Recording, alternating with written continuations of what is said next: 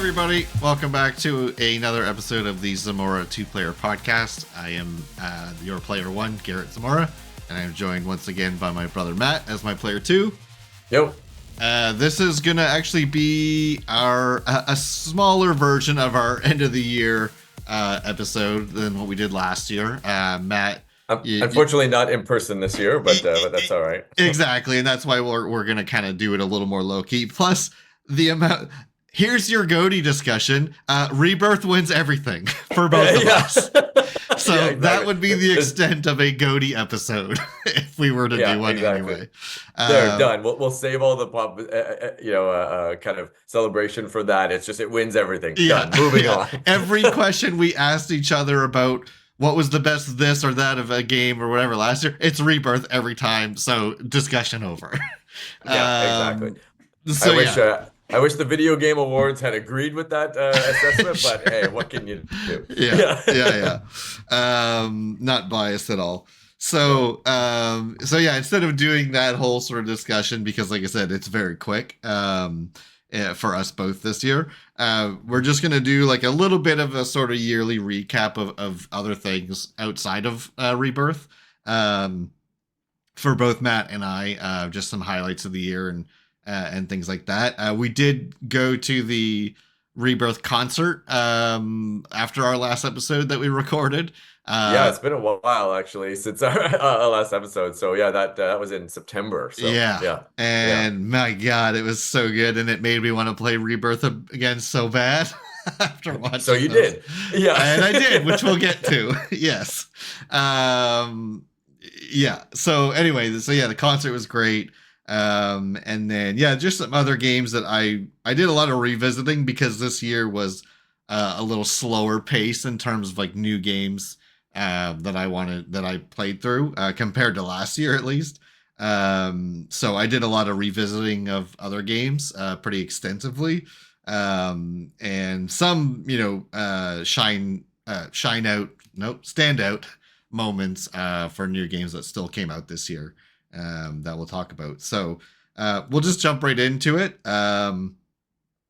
Obviously, we'll just get out of the way. Rebirth was the obvious highlight of the year, even though it was back in February. Played the shit out of that game. So what Matt was alluding to is, so I ended up buying a PS5 Pro, and that is why I revisited Rebirth, because it actually is one of the games that received like a very specific PS5 Pro like update, and so like you didn't have to basically pick between graphics mode or performance mode. Like it just kind of it's like gives you both essentially. It uses like upscaling, so it is technically running not at true 4K, but it does. What's the word I'm looking for? You could have surprised. Oh my God, what is wrong with my brain? You could have fooled me is was the word I was trying to find. Jesus. Because it just looked incredible and it ran buttery smooth. So really, I definitely revisited that. So no question that was like the big highlight of the year, I think, for both of us. And then for me, another big one. So my first week of vacation that I took was for Rebirth. And then my second week that I took for gaming related vacation is Final Fantasy 14 Dawn Trail came out. When was that? At the end of June, I think it was, if I'm not mistaken. It was like right into July, because you came home like the week after I had taken off, and I feel like that was in July when you tried. It was in July. So that was my other week straight of like 16 to 17 plus hour days of playing that, and it was nice because like the last expansion was very like apocalyptic. It was incredible and I loved it, but it was very like world ending events and all these kinds of things. That was like a 10-year story arc that finally sort of came to a close at the end of last expansion. And so this one was a lot more like lighthearted and like, still some like intense moments, but it was like, building up new characters and new stories and stuff. So it was definitely a different pace than Endwalker was. But I liked it personally because I thought it was nice that it's like, yeah, our character is not the main character of this whole story right now. Like we're following another new character and like helping them and stuff like that. And it was just like summertime vibes, like the whole area you're going to, like, yeah, it definitely fit as a good like summer release. And all the typical new stuff they add outside of just the new level cap and the new zones and stuff. Played it for like a month and a half straight, leveled everything to max. Basically got everything I wanted in that first like month of the expansion, a month and a half, I should say. Just getting all of that stuff. My usual sort of the level of completionist that I play it, just in terms of like having all of the classes leveled to the new maximum. And so yeah, that was just super fun to do again. And I'll do it next time, the next expansion. But yeah, that was those two games took up a large chunk of my gameplay time this year, which is why we didn't have like a ton of other games to go through like we did last year, because two of my games took significant amount of my hours. And they were spaced out like perfectly. Like I had more than enough time to see all of I wanted of Rebirth. For before that came out. Before, yeah, I didn't have exactly. So I was able to like fully dive into that. So those are my two big highlights. We'll get into more stuff, down the list, but yeah, those are my two biggest ones. I don't know about you, other than obviously Rebirth. Yeah, I know. And to me, this was the year of Rebirth. Like, I just, it was funny. I feel like we talked on the pod about like, I fell in love with FF16 last year. And I think that was my game of the year last year. Yeah. And still like the cinematic value of that and the gameplay and the characters. I loved that game and I fell in love with it so much. I was like, man, like, I feel like I'm not excited enough for Rebirth, like because I loved 16 so much, I've kind of forgotten Remake. And then the second I played the demo for that game, we talked about this, like the Mount Nibal, like kind of that little walk opening. Up to I was just like emotionally a wreck, and I was like, okay, yeah, of course. And then so when I got the full game, I was like, oh, I'm not like taking it up on the, oh, do you want to continue where you left off in the demo? Right. Nope, I'm redoing that whole thing again. The best part about the demo for me was like, it was like they released the demo at first and it was like play the flashback only. And I was like, you know what? That's a good demo vertical slice, because it's like, it's not, it won't tease me too much of the rest of the game and the new characters. It's like, no, like that's the part. Like, yeah, let's do that. I know the story. Yeah, exactly. So let's just go through that and it's fine. And then they're like, oh, we're adding the Junon section, a portion of that to the demo. And I was like, well, I'm not going to play that because like, I'll wait for the game. Immediate cave in, like, well, I guess I should play it. It's like, I should at least try it and figure out my settings. And then I played it for like 6 or 7 hours. Exact same reaction. And like, that's probably my favorite overworld music in the whole game. Is the Junon. It's so good. It's so good. And new. I don't think that's it's totally new. Yeah. Like a version of a song from OG7. I'm pretty sure it's brand new. Yeah. Yeah, I'm pretty sure too. Otherwise, it's very buried somewhere. But no, I loved that music and it just totally got me so psyched. But anyway, I get goosebumps thinking about it, walking up the mountain and like I didn't kind of realize the tune that was kind of happening. And then wait, is this the credits? Crazy cinematic. Anyway, that to me was the beginning of the end. Like I didn't think I could love a game as much as I liked Remake, and Rebirth was perfection. So if there's any debate last year on Game of the Year, as you said, no question. I loved this game. I told a good friend of mine, I was like, who hasn't played it yet. He a big FF7 fan, hasn't played it yet just because work's been busy and he likes to play games in the winter when there's nothing Yeah. outside to do or whatever. So I'll probably play it, over December to February or whatever. And I told him, I was like, dude, like this isn't a game. This is a religious experience for me. I loved every minute of it, every cinematic. Anyway, so that's it's like me. And then, I don't think there is a word in the English language to explain what I get out of playing that game for the first time. Like I don't think there's a word to describe that level of like just euphoria of experiencing that game for the first time.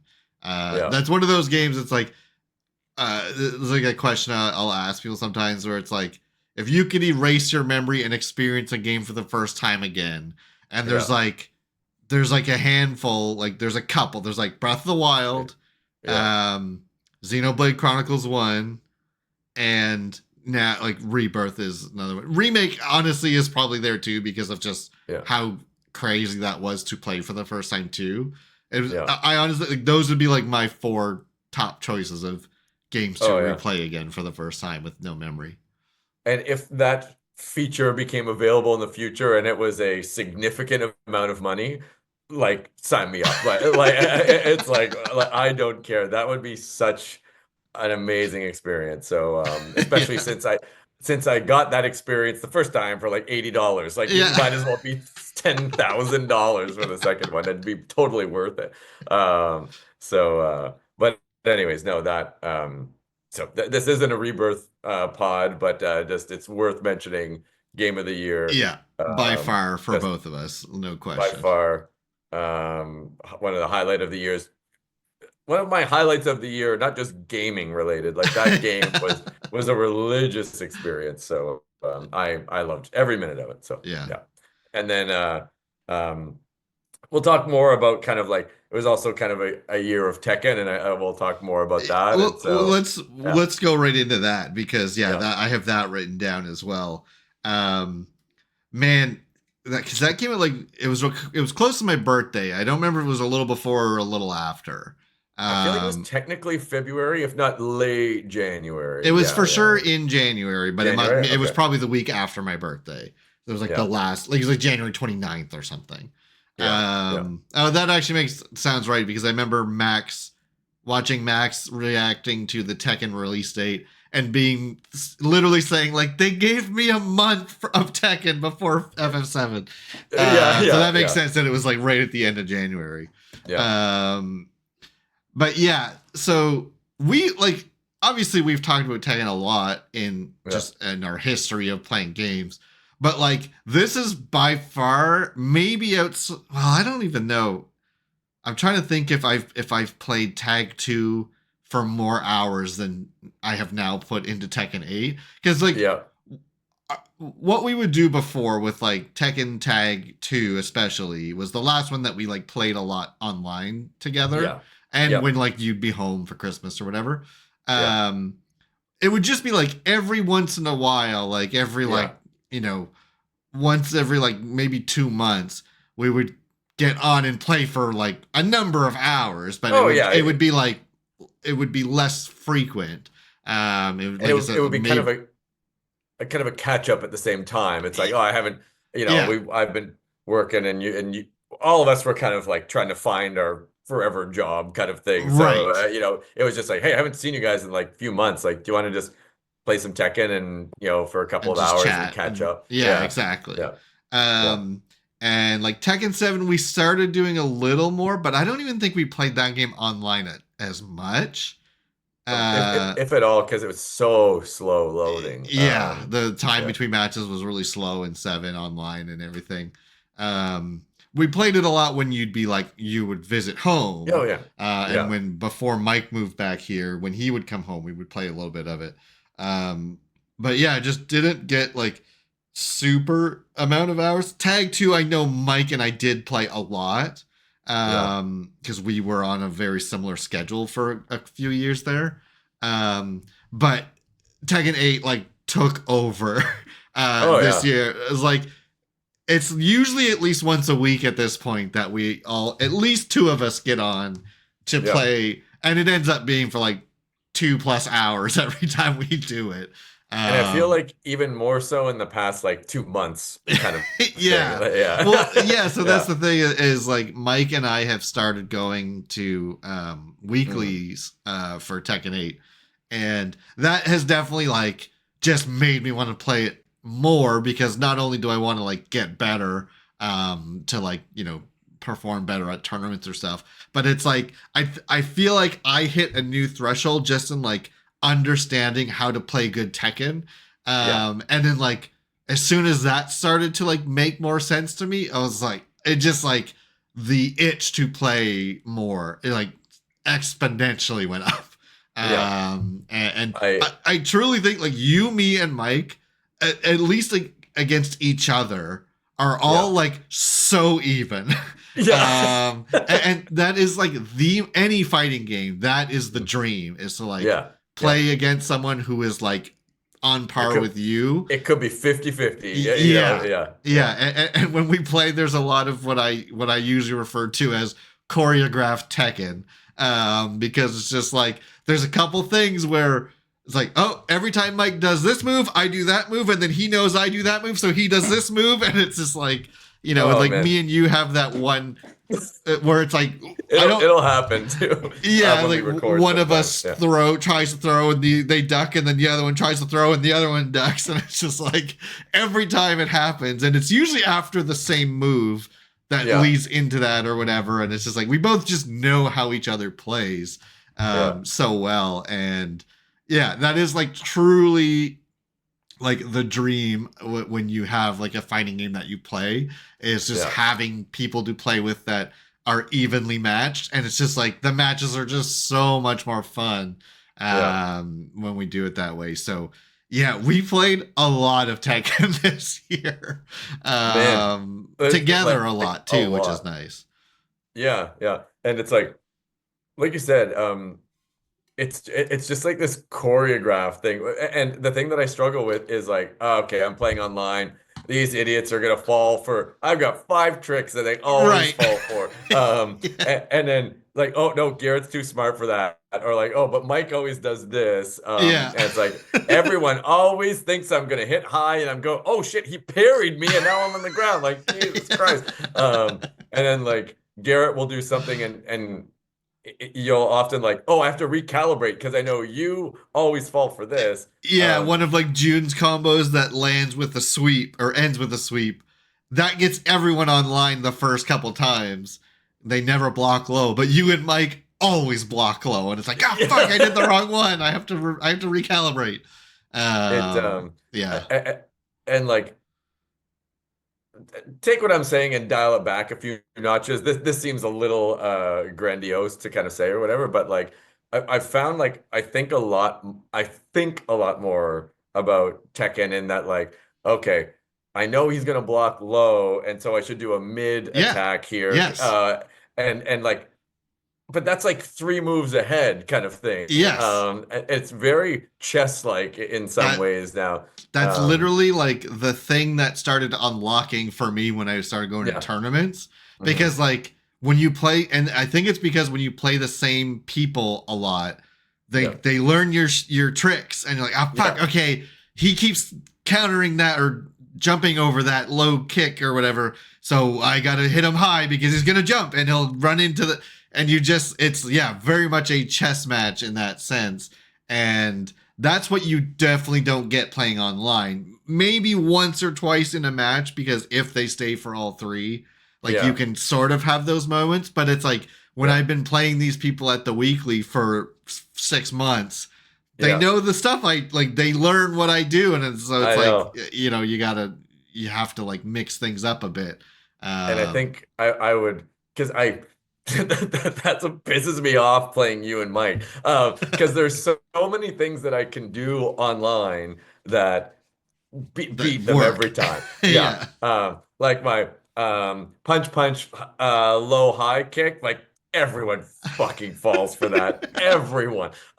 So that's my first move. I always open up with that. And then they get wise to that. So I do the heat smash right out of the gate. And then like everyone falls for that too. Yeah. And so I can always um so if some people were learning my tricks like you and Mike do, it's just like, oh, what am I gonna do? Like Yeah. I have to think of some new things. So anyway, the other part of it as well, and again, um, uh, tell me I'm just talking out of my ass here, but like I find there's so much psychology to Yes. Tekken of just like, okay, I'm gonna like run in, but like stop because he's red and he's totally gonna try to Rage art. rage art me, and then I'm gonna catch him right off guard, and Yes. it's like, but he's too smart for that. Maybe if I do like some kick that I know has like a good frame advantage where I can just back out of it real quick, kind of Yeah. thing.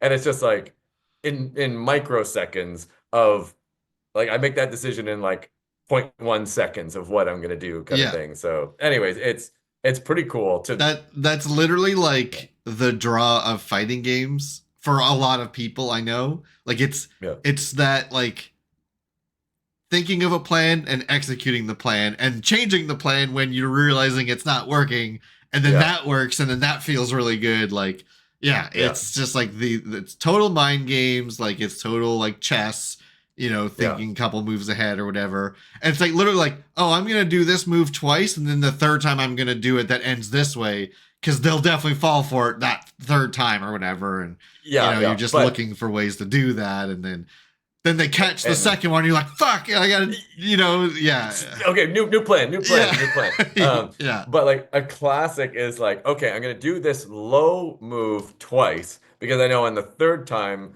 they're gonna block low, so I'll do a mid on the third one. yeah, Then they're gonna get angry, and then I'll throw them. And so, yeah, they're totally gonna rage with this one move that they always try and do, and it's a high, so I'll counter that and yeah, whatever. So, and that to me, like I kind of had written here that like since um grade 12 kind of thing, my Tekken was just like muscle memory. yeah. Just do my combos and see whose combos hit first and who like yeah. whichever one hits. Yeah, it was just like it's just like us running our shit and hoping it Mhm. works. Mhm. That's like what our Tekken was. It was like you would do your combos, I would do my combos, but like you knew better combos, so you usually won because yours did more damage or whatever.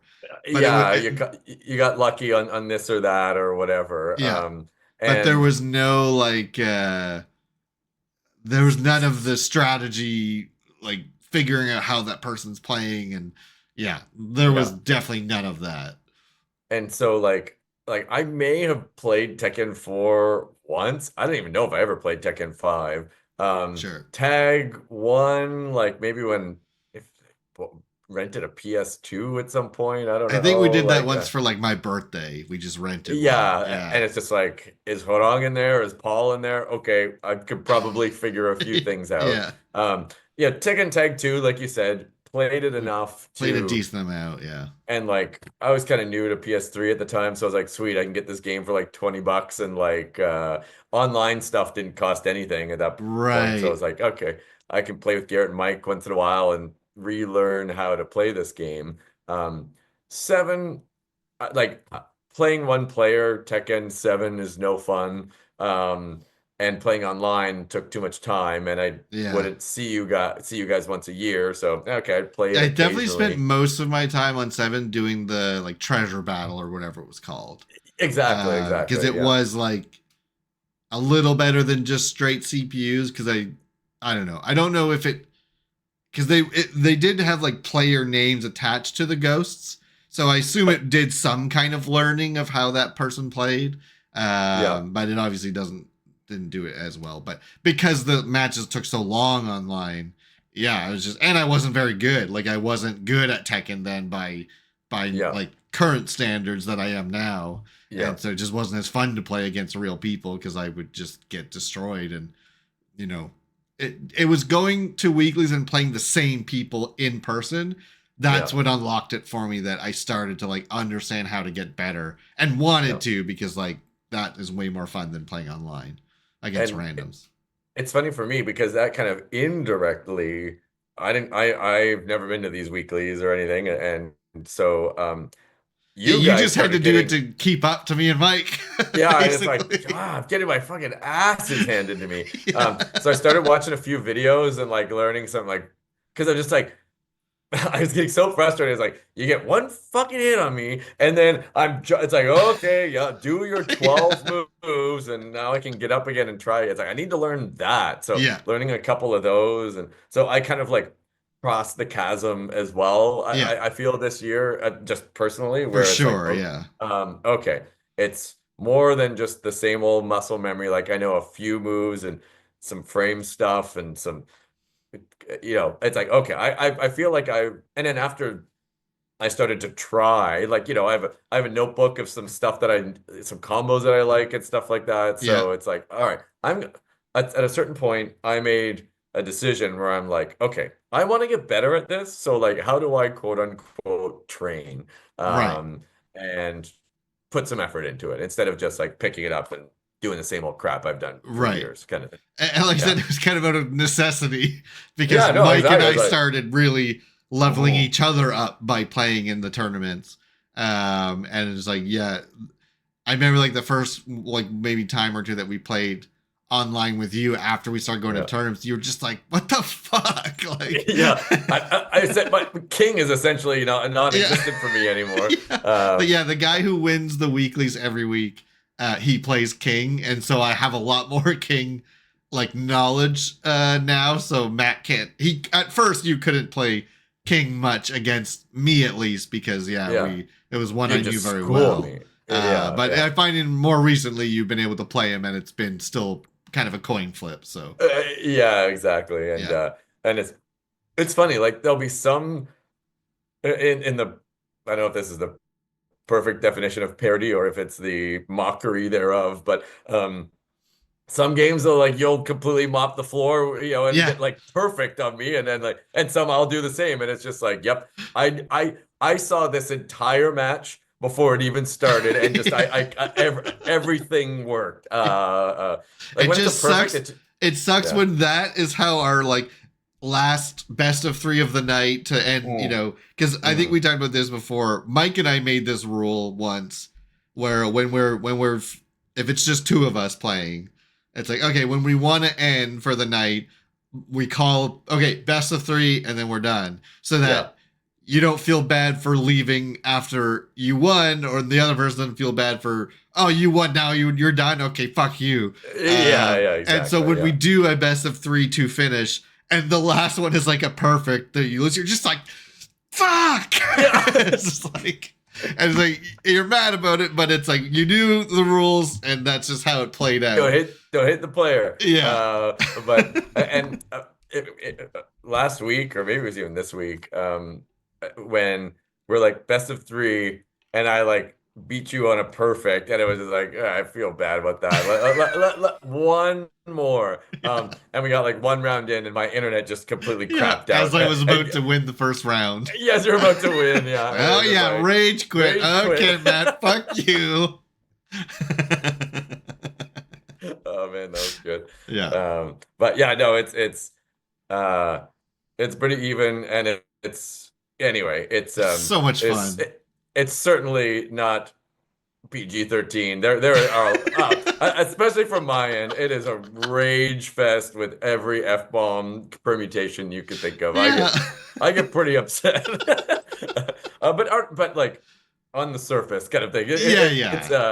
But Like anyway, yeah. it's when you start going off like that, it like me and Mike will just like die laughing because I know what I'm doing is going to annoy you, but I'm gonna keep doing it or whatever. Like I know this move pisses him off so bad, so I'm gonna do it again. And even when you're just watching like Mike and I play, you're like, don't do that fucking move. Like you're not even playing right now. Yeah, I'm an observer and I'm the one screaming at the TV. Anyway, yeah, so I run hot in Tekken. Yeah. But and literally. Yeah, I was gonna say we always all three of us have to like open a window, turn the heater off, like take off the sweater before we start playing Tekken because we're gonna get real heated. And I can't play past like 10 p.m. if I'm working the next day, because it takes me like an hour to just to like calm down, because like mentally and like it just takes a while to like gear down from Tekken. Gearing down is the right definition, because it's not like you hit a cliff and are relaxed. You're just like, okay, I think I'm in fifth gear now. And it's almost like you need to do things at that gear in order, like, if you just kind of sit there trying to relax, it's not going to help. So it's like, okay, let me go play a cozy game, or like, I'm gonna play a game, but a little bit less. Okay, I'm in fifth gear now. I'm gonna watch a show, but it's still kind of intense. Okay, maybe now I'll watch like a comedy or like a music, a concert or something. You gotta incrementally go down. Maybe that's my problem, because I think I just go to fifth and then I try to go to bed. I should figure out a better step system. But kind of physically, my PS5 is in the basement, and like it's cold down there this time of year. Sweater and kind of like blanket required under normal circumstances. But I'll sit down with that setup, and then blanket goes off immediately, and then I'm there in t-shirt and shorts by the end of it, and I'm like, oh God, I'm sweating. When we were playing the other night here, it was like minus 20 or 25 Celsius. And my window was open. I literally opened my window and the heater was off, and I think I took my sweater off too. I was just like, and I was not cold. Like I was staying like neutral. Yeah. And then like I'll get angry, and especially at Mike. Mike triggers me all the time. He'll beat me in the douchiest way possible. Anyway, and then it's just like, oh, now I'm mad. And Mike like, uh-oh, and then either that means I completely demolish him, or I'm blinded by my own rage. I can't do anything. And he knows what button to push you further. Exactly. That was one thing at one of the weeklies where Mike was playing I think it was a new no, he was playing the guy who normally comes in second. Like it's like between me or this other guy that comes in second. He gets it more often than I do, but I'm usually our matches usually go pretty far to the end and they're close. And Mike was playing him a couple weeks ago, and he like beat him the first game. Because I think he was trying to do another character out, and Mike won. So he was like, okay, and he plays Lars, and he's very good at him. And like brought out the Lars, and Mike was winning. And like the other guy came over, the guy that gets first, he was talking to someone. He came over and looked at me. He's like, "Is this game 2?" It was like, "Yeah." And Mike was up like 2 rounds, and he just looked like, "Oh," just like, and I was like, and I told him, I was like, my cousin will like. He will play a character in the weirdest way, and it takes you a while to figure out how to play him sometimes. Like the number one guy, one of the reasons why I think he's so good and always comes in first. Not only does he just have so many hours that he just is very good at the game technically, but he's good at dissecting. He's good at dissecting. Like if I if I take a game off of him, I can't usually get more than one, because by that point he knows what I'm doing now, and he's countering everything, and he's outthinking me. You know what I mean? He's very good at like dissecting me. That's a good way of putting it. So like Mike, I think Mike has maybe taken a game off him once, or at least a couple, like a round or two. But it's like he figures it out quicker. But the other guy just couldn't. He's like, and when he was done, he's like, I didn't know what the fuck to do. I was like, I know, man. He's like, that's how he plays. Try growing up with that fucker. Kind of thing. I was like, I got 30 years experience with him, and I still don't always know what to do. So yeah, Mike just finds like the weirdest way. So even if you know how to play against, like if he picks Hwarang, and I'm used to you playing Hwarang, he'll still find a weird way of playing him, and like he can still win sometimes again, you know. But yeah, that's just Mike's like specialty. I don't know what it is, but he just taps into something that I think he's like super patient. And because it's hard to like catch him off guard with things sometimes. But anyway, it's just really funny that he has a very rage-inducing style sometimes. It's not just a Zamora thing. Like anyone can be triggered by his. He's made like two people just like he beat one guy at the weekly, and that guy didn't even do his second round. He just left, and another guy didn't leave because it was his second loss, but he like was visibly upset when he lost. Yeah. Oh yeah. I mean, and just like, welcome to our childhood, where just like all we would do is beat up on Mike because he would just do that in life all day. You know. So yeah. Exactly. But yeah, man, I feel like Tekken was such a resurgence for us, at least specifically. Yeah. And it's so nice that the new one works so well online. Like the matches are quick, loading, is non-existent basically. And like when we sit down for like 2 hours, we play like, 30 games. Like we get a lot of games in when we sit down for sessions. So, I'm really happy that Mike and I started going to the weekly, because I feel like that really sparked it for us at least. And then by necessity, got you more intense. Sink or swim over here. Yeah, exactly. So yeah, I'll get home sometime in the summer, and I'd love to go to one of these things. And I'm trying to see if there are any in town here, but it'd certainly be really fun to go to it with you guys. So yeah, that'd be cool. It would be.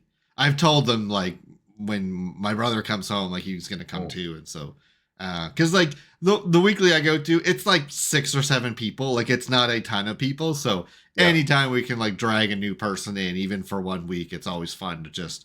Awesome. Upset the bracket in some way. Like a guy from work. I'm actually wearing my Tekken sweater. Nice, sweet. A guy from work saw this and he's like, "Oh, is that Tekken 8?" And I was like, "Yeah, man." And it's like, I was like, "Do you play?" He was like, "Yeah, I played a bit. I just got back into Tekken 8 again or whatever." And I think it was on a Tuesday that he was telling me this, which is the day of the weeklies. Yeah. And I was like, man, they do weekly tournaments. It's like $3 to enter. And it's at like 7:00 or whatever. So it's like, if you ever want to come play, like we always want more people, like, it's always better to get more. And so I talked to him a little bit throughout the day at work, and he ended up coming, and he like took out one of the guys that, nice. Not one of the top, like, someone who was expecting to just get further, because he usually does, and this guy took him out. So it's like, the last 2 weeks were not like proper tournaments, because it was like end of the year, so they're just doing kind of like silly tournaments or whatever and whatnot. So I told him like when they start back up, there's none this week obviously, and then none next week, but then the next week they start back up, so I'll try to get him. He seemed to really. And because he got a win, he won. It's like he didn't just get O2'd. So it's like, he's gonna want to come back now. Like just that feeling of winning in a tournament match. Like it's just like, it feels so good. It's kind of vindicating. So yeah. That's awesome. So I hope he keeps coming. But yeah, whenever you make a trip home, just plan it so that there's at least one Tuesday in that time frame. And if you can work your schedule around it, it's like me and Mike look forward. We used to go to that weekly First Smash for like almost 2 years, and we kind of stopped going for a while when I don't remember. I think it was maybe in the winter. We're just like, it's like shitty weather. I was like, we'll just wait, and then we didn't go back for the longest time. And like the people that play Smash are children. A lot of them in the tournament, and like so it's kind of annoying to deal. They're not as fun people to play with. Some of it, there's some nice, I shouldn't say about all of them, because there are some nice people that work there, but they're usually the ones that are better, and so like I never really get to them that much. So now we go and we sign up for Tekken. And it's like, we'll do Smash just to like, because it's like an hour, hour earlier. It's like, we'll just play that just to dick around. And it's like, I just started going random now in the Smash tournaments. And it's like, we don't even care about like, and it's funny because it was like, I think it was Mike and, well, no. I feel like Mike has done better at Smash now that we don't care about it at all. Man, because you're not stressed about going, oh, 0-2 again. Like, I'm out of the tournament for the week. Like, yeah. like, yeah, I don't care. I'm just waiting till Tekken starts, basically. That might be why I played my best Tekken when I'm a few beers deep, because I might just be not caring anymore. But it was the other night where I'd had a few, and then it was just like, he's unstoppable. Just because I don't care. Yeah. So that's been really fun for Mike and I to do those tournaments. And like the other games, I would sign up for Street Fighter as well. And I was like, I didn't really care much about that because, I was just like, I'm just doing this until Tekken starts. Like, I don't care about these other games. So anyway, those are definitely like massive highlights for the year. A big resurgence for both of us of Final Fantasy and Tekken. And I feel like this is the best Tekken we've ever played. Like, in terms of, I mean, the game, I think 8 is my favorite at this point.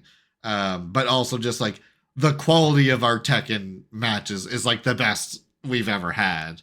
Some of them. Yeah, sure. Net positive. There are some matches where we're both just like, this is shit Tekken. This is some bad Tekken we're watching here. When some of the weird characters come out or weird shit happens. But it's a net positive, I think. Yeah, no, for sure, yeah. No one bats 1,000. No. Because kind of with Rebirth and Tekken, and it's funny too, right? Like, those are two rooted in high school, middle school, whatever you want to call it. Like, those are kind of have a big nostalgia factor too. Those are franchises, or not even just franchises, but with FF7 in particular, that's just the game itself. But getting some more Tekken, and then with Rebirth, and then kind of the resurgence thereof in the last couple of months when you got your the Pro, replaying that, and I've since finishing Rebirth, like, I've been slowly chipping away at like Brianna White's playthrough, and then like I a few for like Cataclysm as well, watching a few of her things as well, and so just like, I just want to watch people play Rebirth. Max started doing a hard mode playthrough on the on the Pro. Like, that was his reason for revisiting it. So I've been watching those parts when he comes out, because it's funny watching him run into some of those bosses that I remember. Like, man, those bosses are no fucking joke on hard mode. I think the latest part he's uploaded is like, he's Gold Saucer first visit, I think, and then the Corel stuff after, like the Desert Prison or whatever. I think that's where his latest parts are up to. I remember like, it was hard and but like enjoyably hard for a long time. Like, I remember the mithril, or the mines, like the golem that you fight there. I remember that being a bit of a pain in the ass. That guy took me a number of tries. But I never kind of got frustrated. I think like Rufus in the Golden Saucer, that's when I was just like, I fucking hate this game. Like, that was the first point where I was like, fuck this game. I hate this. This is the spammiest boss ever. And I was like, this is impossible. Anyway, and then like 20 tries to figure out, okay, I think I have a plan. But it was like, it was enjoyably hard. And then at that point, every boss is just like, God damn this game. Like, I got to relearn how this fight works now, because you got to play it perfectly almost. Yeah. But so outside of those, I think actually here, we'll take a break now, because I have two other things I want to just briefly talk about that I for some revisits I did this year. And then Matt and I both did not share our PlayStation wrap-up stats with each other. So we're going to do a little sort of trivia.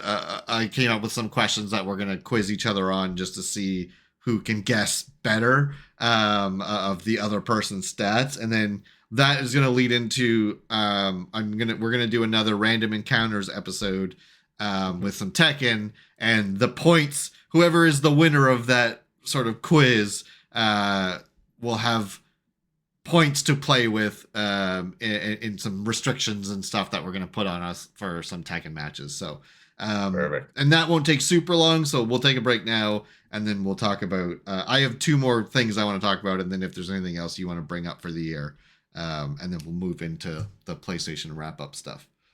Sounds good. Okay. Yeah, cool. We'll take a quick break, and we'll be back shortly. Okay. See you in a sec. Yeah.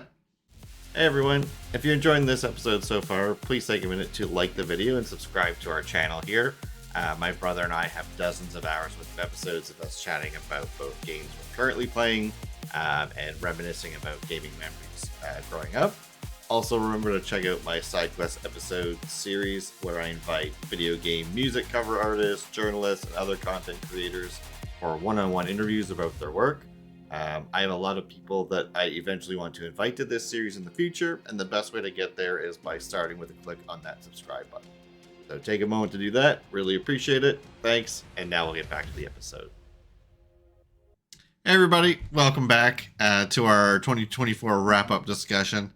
Final Fantasy and Tekken was definitely the taking up the most of our time, I'd say, over the year.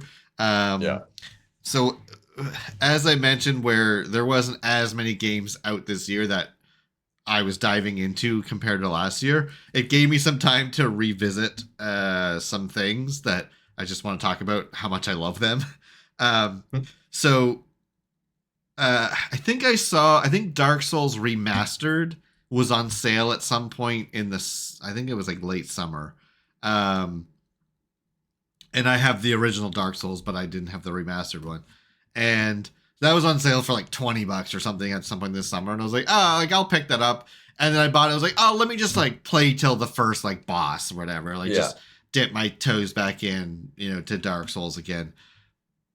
Beat the game. Went through all of it and the DLC and everything. It was like, 50 plus hours of that game. And it was just like, I hadn't played the Souls games in a while. I was like, fuck, that was fun. And like, I don't replay. I played it once, Dark Souls 2, because I don't find that one, I don't like that one as much. And people will call that blasphemy, but it definitely has a very different feel, and I just don't like it as much. So I skipped that. I went right to Dark Souls 3, played that all the way through again. I think I did. No, I don't have the DLC for that game, so I just played the base game. Then played the Demon Souls remake on PS5. Replayed that because I tried a slightly different. I always just go like warrior, like two-handed weapon warrior kind of thing. And so I went like more of sort of like a what would you call it? Like a mage fighter, like magic user, but like a red mage kind of thing. Yeah, and like with like a sword that scales with his magic stats. Sure. Because I've never really done like a magic build before. So playing through that whole game, and had a blast doing that again. I was like, man, I haven't played Bloodborne in a long time.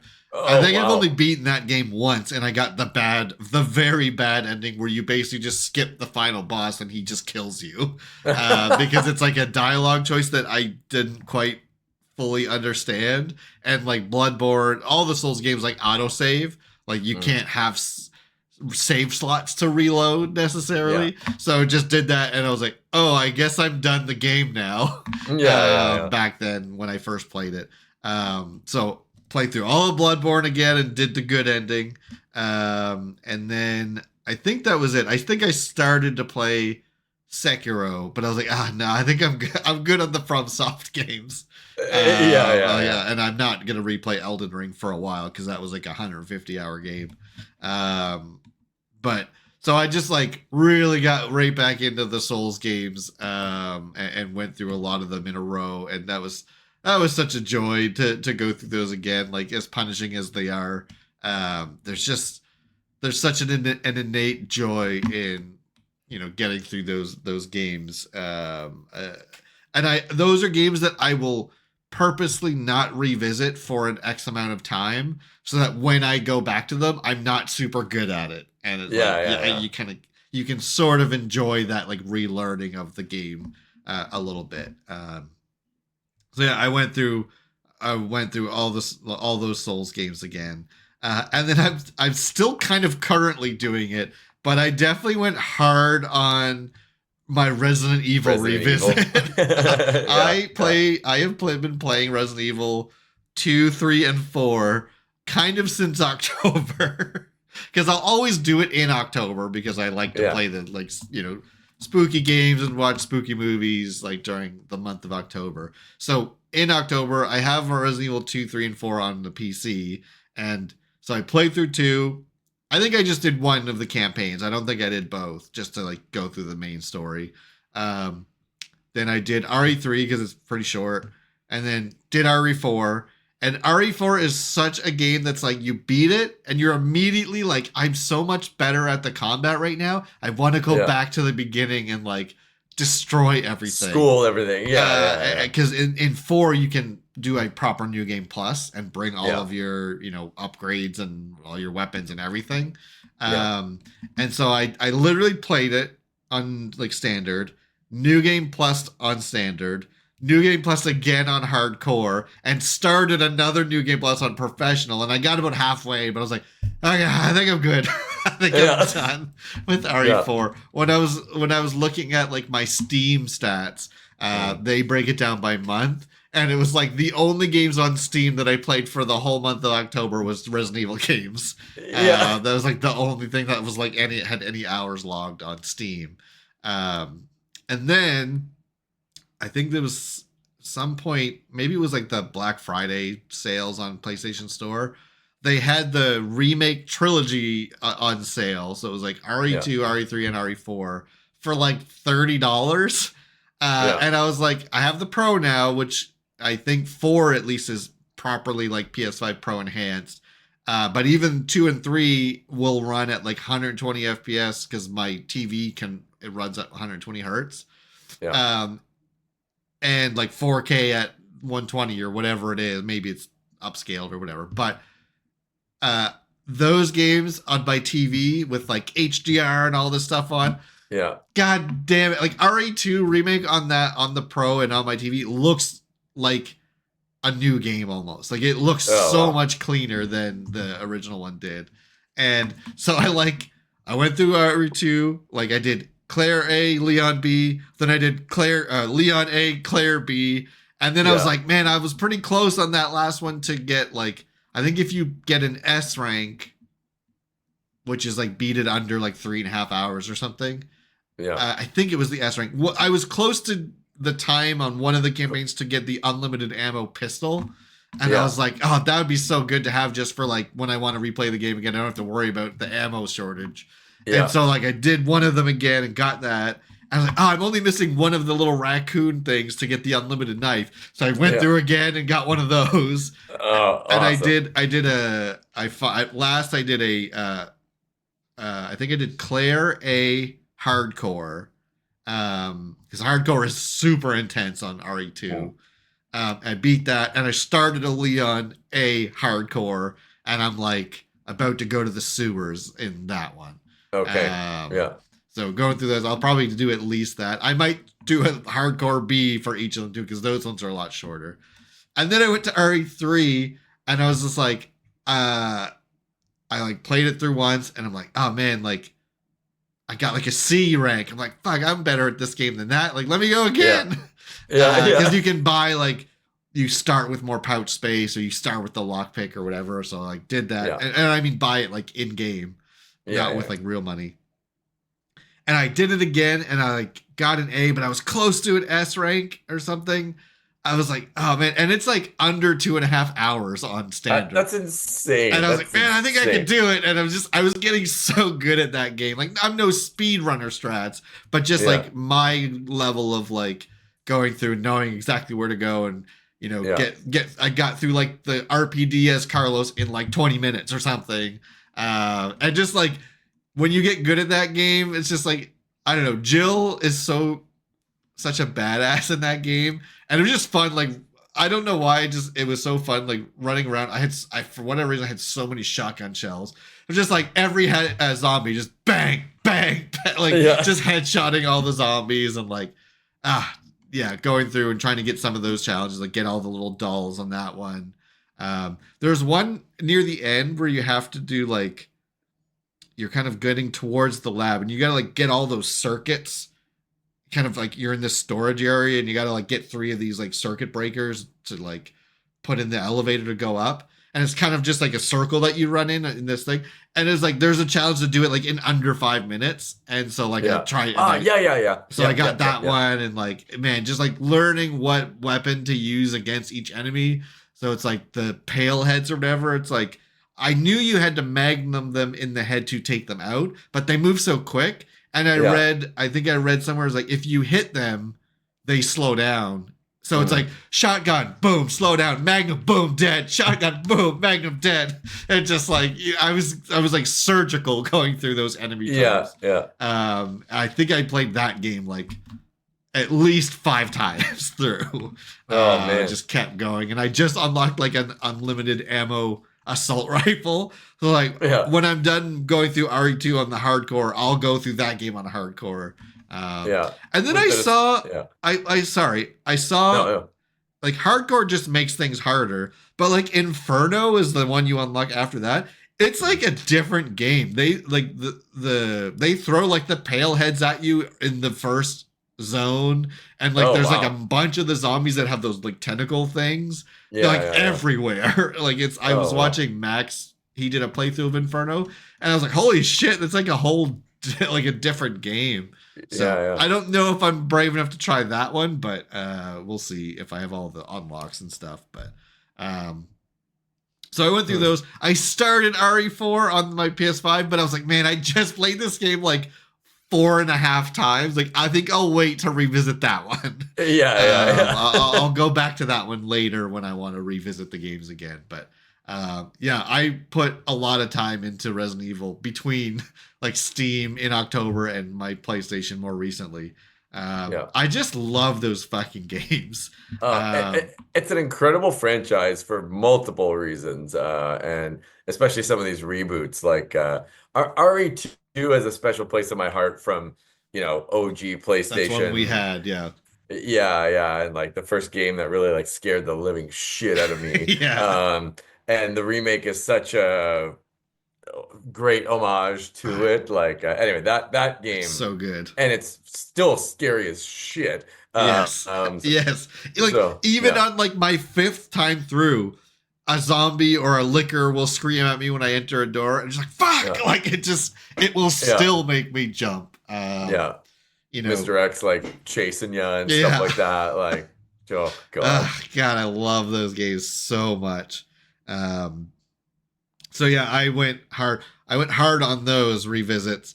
I was really hoping at the Game Awards we were going to get a Resident Evil announcement, whether it was 9 or another remake. But we didn't get that. They did announce Onimusha and Okami. So there's like 2 big Capcom games. So I was like, okay, I guess I don't need a Resident Evil announcement. Like, you gotta space them out. I feel like so Monster Hunter Wilds comes out in February, so they also don't want to take too much attention off of that. And the Resident Evil announcements have been quick, where it's like game announced and it's out in 6 months from now or something like that. So they could very possibly, like, once Monster Hunter is out, like maybe at game announce and then quickly release kind of thing. Either in like a PlayStation Direct, maybe like PlayStation Direct before Summer Games Fest, announce what their next Resident Evil is, then have like a big presentation about it at Summer Games Fest, and then it's out in like November or something. They could easily do that with the next Resident Evil. What I really want, because I almost went back and played it, but Resident Evil to me now is like third person. That's the only way I want to play Resident Evil at this point. I just can't go back to the old static cameras and whatever. So I almost went back and played the Resident Evil, like the first game remade that they did on GameCube originally. And I tried it. I played like 30 minutes of it. And I was like, I can't. Like because I know they will eventually make that one into the same way that like Yeah. 2, 3, and 4 are, like the way those are played, because they're really like They'll make $1 million off of it, first day kind of thing. yeah, and they're really trying to like retell the narrative in like with more context between each game, because now they have the whole story that they can trickle into these games, whereas instead of making it up each like new each time, or trying to figure out how to make them connect. So I know they're gonna remake the first game, because it's just like whatever team did RE2 should just do the RE1, because it is the scare, like RE3 and RE4 are the actiony ones. Yeah. 1 and 2 are the scary ones. Scary ones. Yeah. So it's like whatever team did RE2, I hope is making RE1. So I was like, I'll wait. I know it's coming. I'll wait so that I don't know a lot of what happens in that game again. And I just can't. I can't play the old style anymore for Resident Evil. Like it's got to be third person for me at this point. And I really want to I want them to use Jill again, because the new version of Jill is so sick. Like I really would like. And then Code Veronica is another one that people hope they remake, because I want more. I want to get more Claire too, with the new voice actor and new character model or whatever. So I held off on the first Resident Evil because I know it's coming. I know a remake is coming. I'll wait and I'll play that when it's out. My dream bingo card at the Game Awards was Tifa and Tekken, Resident Evil 1 remake, and FF13 trilogy remaster. And I didn't get any of them. And the name of part 3. Oh, that was the other one. Yeah, I thought we maybe could get a name drop of what part 3 of FF7 would be called, but those are my pie in the sky bingo items. And Rebirth winning Game of the Year, which it didn't do either. Sure, but and that stings. But it's this is such copium. There is such thing as recency bias, where games that came out longer ago are harder. They have a harder time winning. But I am okay with Astrobot winning, because that game is phenomenal. And for a platformer to win Game of the Year, that's a win for the industry. So I'm not upset about Astrobot winning. Obviously, Rebirth was my hope and my pick, but I'm obviously okay. Obviously, they got it wrong, but I'm not upset about it. I'm glad it won over Elden Ring DLC, which I think was so dumb that was part of the... Anyway, whatever. That's a whole other discussion. But anyway, so I was really hoping for a Resident Evil related announcement, but honestly, I think that will come after Monster Hunter Wilds. And Onimusha is just slated for 2026. That could be late 2026. So there's a window where Resident Evil will come out between Monster Hunter Wilds and Onimusha. I have no doubt that a Resident Evil game will come out in that time. So whether it's whatever 9 is going to be, or 1 remake, which 1 remake would be so perfect. I want it so bad. But anyway, so that's been my obsession lately. Is I was playing it today. I was playing RE2 again when I got home from work today. Nice. I just and I'm rewatching old people's playthroughs of it. I've been really obsessing about Resident Evil lately. And then the only other game that I think both of us can talk, would highlight of the year is Stellar Blade. You ended up finishing the platinum for that, which I also went back and did kind of when we started I think when you started playing it, I was like, I want to get back into that game too. And I went back and got all the trophies and everything, and man, that game just I was came out of nowhere. With that game for a while. And it's funny because you were like, oh, it's really good, and you sent me some clips, and I was like, oh, this game looks cool. It looks hard, and especially all the parrying, I love it. But I've tried some of these Neo, whatever, and it's just oh, is this gonna be just punishingly hard? Is it that genre? I'm not gonna be very good at it. But then tried it. It's super random. I've talked about this, but our library gets PS5 games all the time. And Stellar Blade was there 2 months after it came out. I Yeah. don't know how this happened. So like, oh, okay, I'll rent it, and then I was like, oh yeah, I have to buy this game Oh, you immediately. actually bought it? You Oh didn't just yeah, play it yeah. on a rental? Oh, okay. No, I just bought it after because it was like for like a week or whatever. But Okay. and then I was obsessed with that game. Like I couldn't stop thinking about it. It's Yeah. so good. To this day, like I've told Garrett, like there are a few Spotify tracks where I'm like, this is one of the best video game like soundtrack I've ever like this song or whatever, like one of Yeah. the best video game tracks I've ever heard. Like that game's music was so well done. The voice acting, Korean voice acting was so well done. Yep. Uh, Yeah, I uh, played it in anyway, Korean as well. Yeah. that game is fucking awesome. Yeah. And that, And like I said out of nowhere earlier, but I just mean like, because I knew about that game for a long time. It was called like Project Eve like 2 years ago or something. yeah, So it's but like just the kind of a no game name. was known, but it's like the developer had never made a big like AAA game or whatever. They were Um, just like a gotcha kind of yeah, mobile studio or games. what? Yeah, That's yeah, basically what they yeah, made, as far as I know.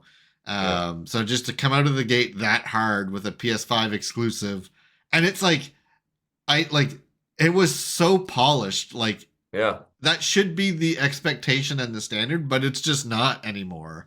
yeah. And that game, it came out, it ran like butter, Mhm. like no issues, like it was solid from start to finish. Like the music was incredible. The like for a game to try making sorry, for a company to make a game in that genre where the feel of the character and the combat is like the most important thing. Like if that doesn't feel good to do, then I'm not Yeah, gonna want to do it against these like really tough boss fights and all yeah, like that, right? yep, And it's like to do that well the first try, that's insane.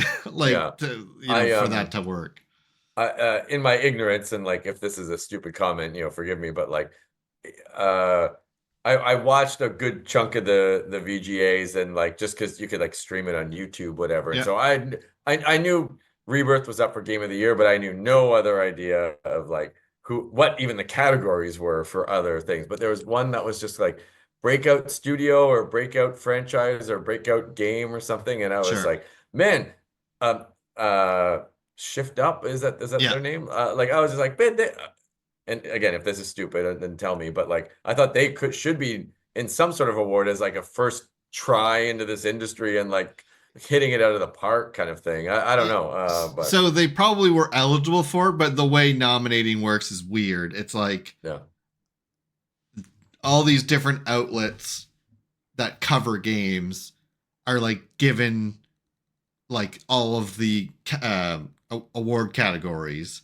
and yeah, then it's like let's say between you and I, let's say yeah, we were one of the nominators or whatever, or the judge, the or the committee or Academy whatever. or whatever. Yeah, Yeah, it's like they're like, okay, here's one of the categories, best soundtrack, and you're like, okay, well, I think it's Rebirth, and I'm like, well, I think it's Stellar Blade. Well, we got to pick one, and then that's our nomination, and then yeah, whatever yeah, game yeah, has the most nominations from all of the, getting all of those individual votes from each, committee or whatever. yeah. Like that's how they come up with their nominees. So it was probably eligible, but it maybe didn't have enough people voting for it, To you be know. nominated. Yeah, And it could yeah, be like there, if it's like a team of 12 people, there's probably like two people that are like Stellar Blade, and yeah. everyone's like, we didn't play that, we're We not did- voting for it or whatever, Yeah, right? So yeah. that's But why I say like the game awards, like they don't really matter, because it's like the way they achieve these is like kind of whatever. It's kind of weird the way it works. The player voice ones are like when it's fully like player voted that yeah, decides it. Like I like those more personally, which I think it, is what's the other one called? Golden Joysticks. joystick. I Yeah, think yeah, that's fully player voted, and I think that's the one where like Brianna won.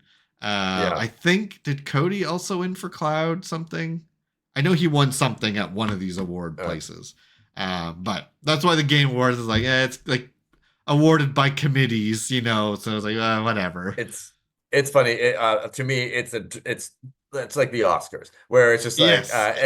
admittedly, you're just like, you're the thing that should have won didn't win. That's fucking stupid. Yeah. The thing that should have won, the Fuck most yeah. important. Yeah. Like Rebirth did win soundtrack.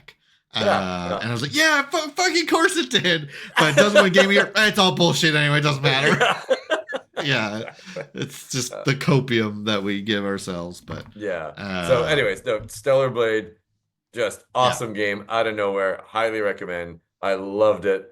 The gameplay, the soundtrack, the story, multiple endings. Like I went through that game nonstop 3 times to get all 3 endings, and I did not do it efficiently. I like when I played through near not oh what's the remake of the first one? Replicant. Yeah. You had told me like, okay, do it this way to maximize like how many times you have to play through it. Yeah, like, oh, thanks. Yeah. But this one, I just like, I went full on, every single freaking side quest possible, and then said, fuck you to, I'm sorry, spoiler alert, people here. Every side quest, and then said, fuck you to the final guy, and fought him, and got kind of like the ending that I didn't need to do all those side quests for. And then went through it again and all the side quests. So I went through it 3 full times. Yeah. To get platinum. And then I was like, okay, I think I might finally be done with this game.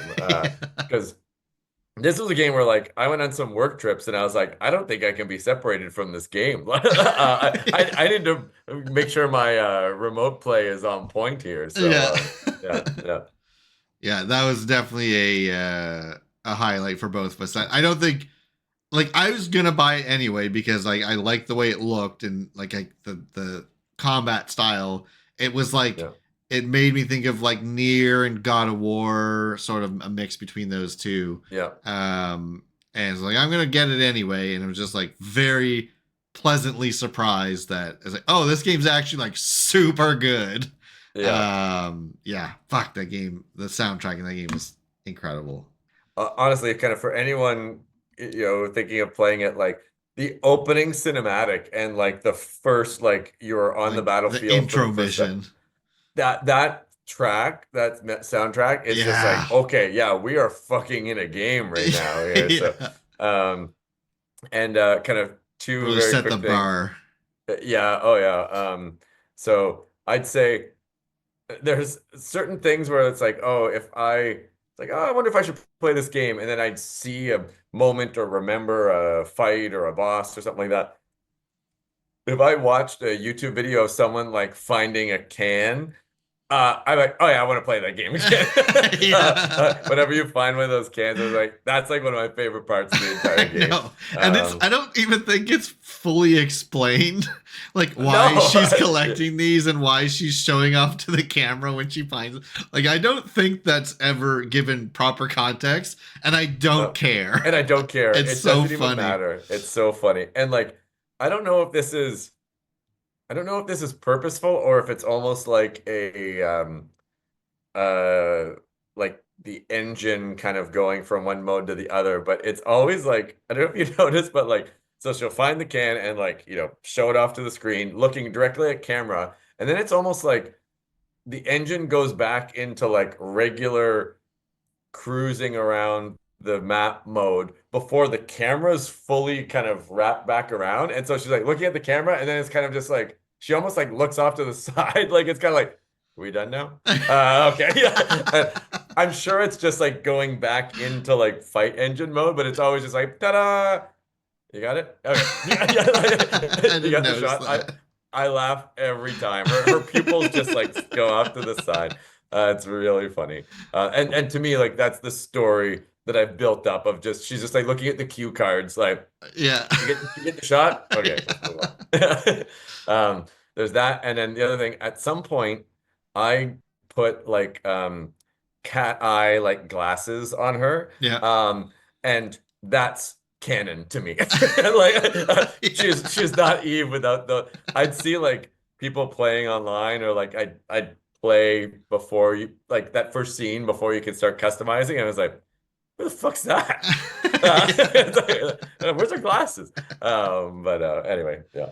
Yeah. No, that game was a definite highlight for us both. I'm really glad that you liked it too. Oh, I And yeah. absolutely loved it. It was a super highlight and unexpected. So, Yeah. the other thing I'll spend 10 seconds saying just before we get into the game was that, like, for me, Breath of the Wild is a Oh 2024 game yeah. for me. That's right. And because I went home for Christmas, you made me play it, and then I was just like, well, I had to buy a Switch because of it. Like, I had to go buy a Switch because I was like, oh, fuck this. And anyway, but again, like, I mean, pretty old technology. They weren't very expensive at this point, but that was my like winter, right? Like Yeah. I was like, I need something to do until Tekken and Until Rebirth comes out. yeah. And like I have vivid memories of just like full on nuclear snowstorm outside and being like, I'm gonna play Breath of the Wild all fucking day.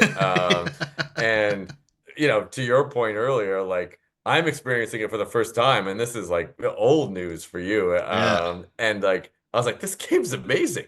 And like, yeah, you know, like gliding around everywhere, like this game started that. Like Yes. I was like, oh shit, yeah, I guess so. Yeah. But Like anyway, every game after, like so many games after had a glider of some Horizon kind. and yeah, and all these things. So anyway, that was a 2024 game for me. So That's like right. game of the year contender for me, Breath of the Wild. And it's funny, I just in a YouTube like rabbit hole, I watched like the trailer and reaction video of Breath of the Wild, and I It's was like, that trailer still, like, if I watch that trailer now, it will give me goosebumps and it'll be like, man, I want to play that game again. There's like one of the best trailers ever. yeah. For a game. And so I like think that's the one I showed you. it was, Yeah. yeah. So watching that like a few weeks ago, I was like, oh, I should play Breath of the Wild again. Because like I did I don't actually know. play a good amount of that game this year too in the lead up to Tekken because like watching you did kind of make me want to revisit it, and I had never done the what's it called, hero mode playthrough or whatever. Oh, okay, And yeah, so I completed that in like January as well. yeah. But it was because watching you play it was like, oh man, this game's so good. It's like Oh I want man. to play it again. So good. So anyway, I still have yet to play Tears of the Kingdom. So that's kind of something I can kind of have locked and loaded. But Yeah. My next project, because Garrett got me Xenoblade Chronicles for Christmas. So anyways, that's gonna be my January That'd move. be your So next obsession, hopefully, which I think yeah. it will be. We talked But about Matt is a big fan of Attack on Titan, and I really feel like Xenoblade has a lot of Attack on Titan energy in its like tone and story. And so and just it's a JRPG with a really fun battle system, really good characters and voice acting in Japanese, and one of the best soundtracks of all time. So it's like and so I all of said to these Garrett, are check marks for Matt loving this yeah. game. When Garrett was giving me that pitch after he got me the Christmas gift, I was like, you had me at JRPG. Yeah. A JRPG recommended by you. Yeah, that's all you need. But all those other things are pretty good check marks and bonuses. They're So. good like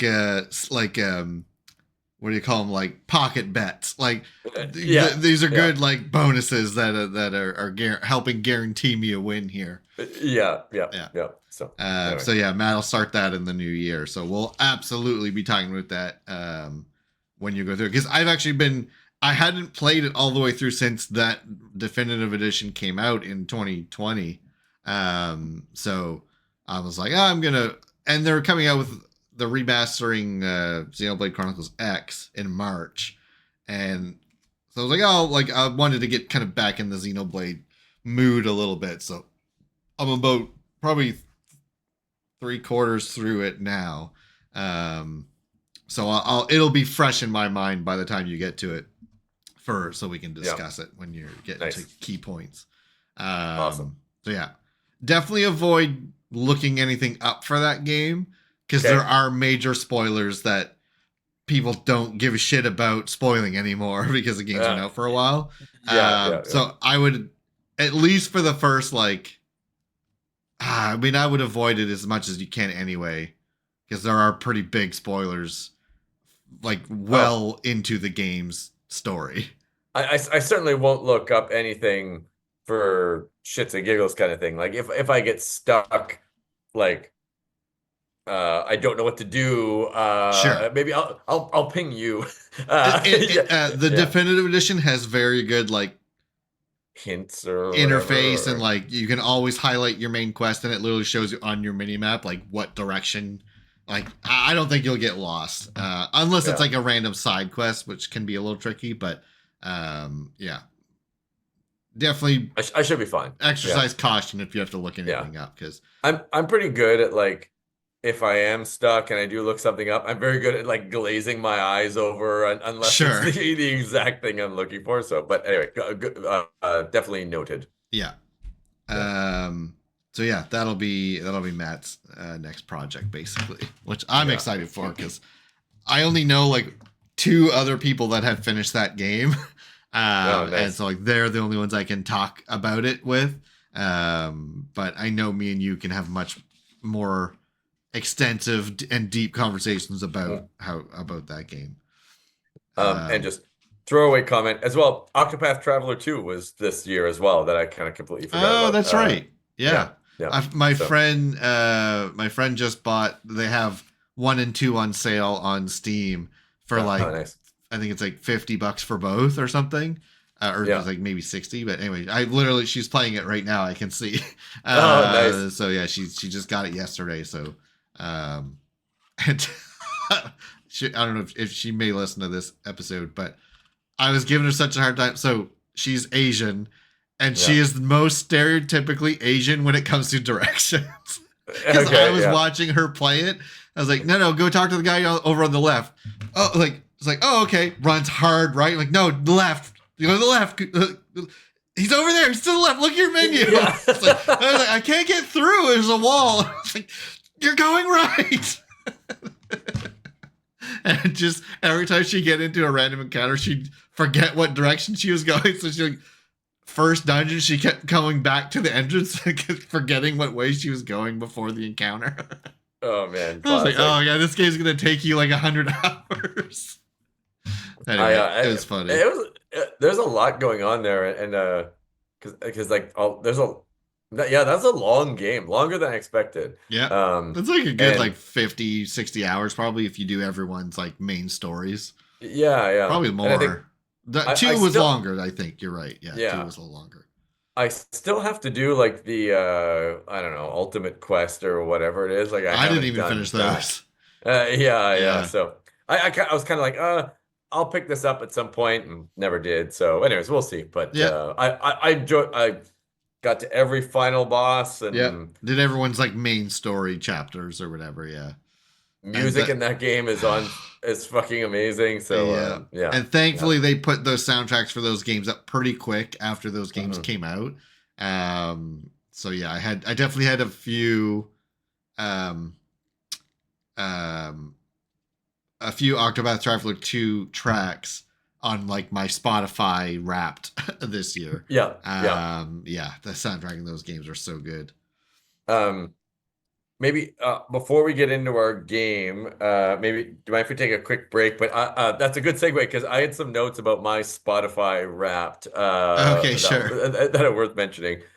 Because I think you know this, but I listen to Spotify all day at work. But like I generally listen to video game music all day because anything else with lyrics and stuff like that, I can't concentrate. So it's video game music all the time. So I had 28,000 minutes of music, and like